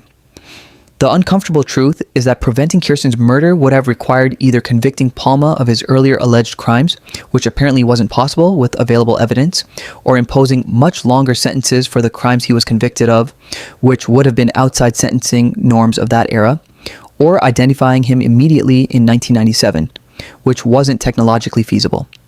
None of these were realistic possibilities given the systems and knowledge of the time. This doesn't mean the system worked well. Clearly it didn't, given that Palma was able to victimize multiple people over decades with minimal consequences until he finally committed murder. But it does mean that preventing Kirsten's murder specifically would have required changing multiple aspects of how the criminal justice system operated in the 80s and 90s. We can learn from these failures and do better going forward, but we probably can't blame any single person or decision for not stopping Palma before he killed Kirsten. Thank you for following along on this journey through one of Oklahoma's most significant cold case investigations. If you found this series valuable, please like this video, subscribe to Cold Case Desk, and share it with others who appreciate thorough, respectful coverage of solved cold cases. In the comments below, we'd love to hear your thoughts. What aspects of this case struck you most powerfully? What lessons do you think law enforcement should take from it? And what message would you want to send to other families still waiting for answers about their missing loved ones? Remember, cases can remain unsolved for decades but still be solved. Families should never give up hope. Investigators should never stop looking. And science will continue to provide new tools for seeking truth. Until next time, this is Cold Case Desk, reminding you that justice may be delayed, but it doesn't have to be denied.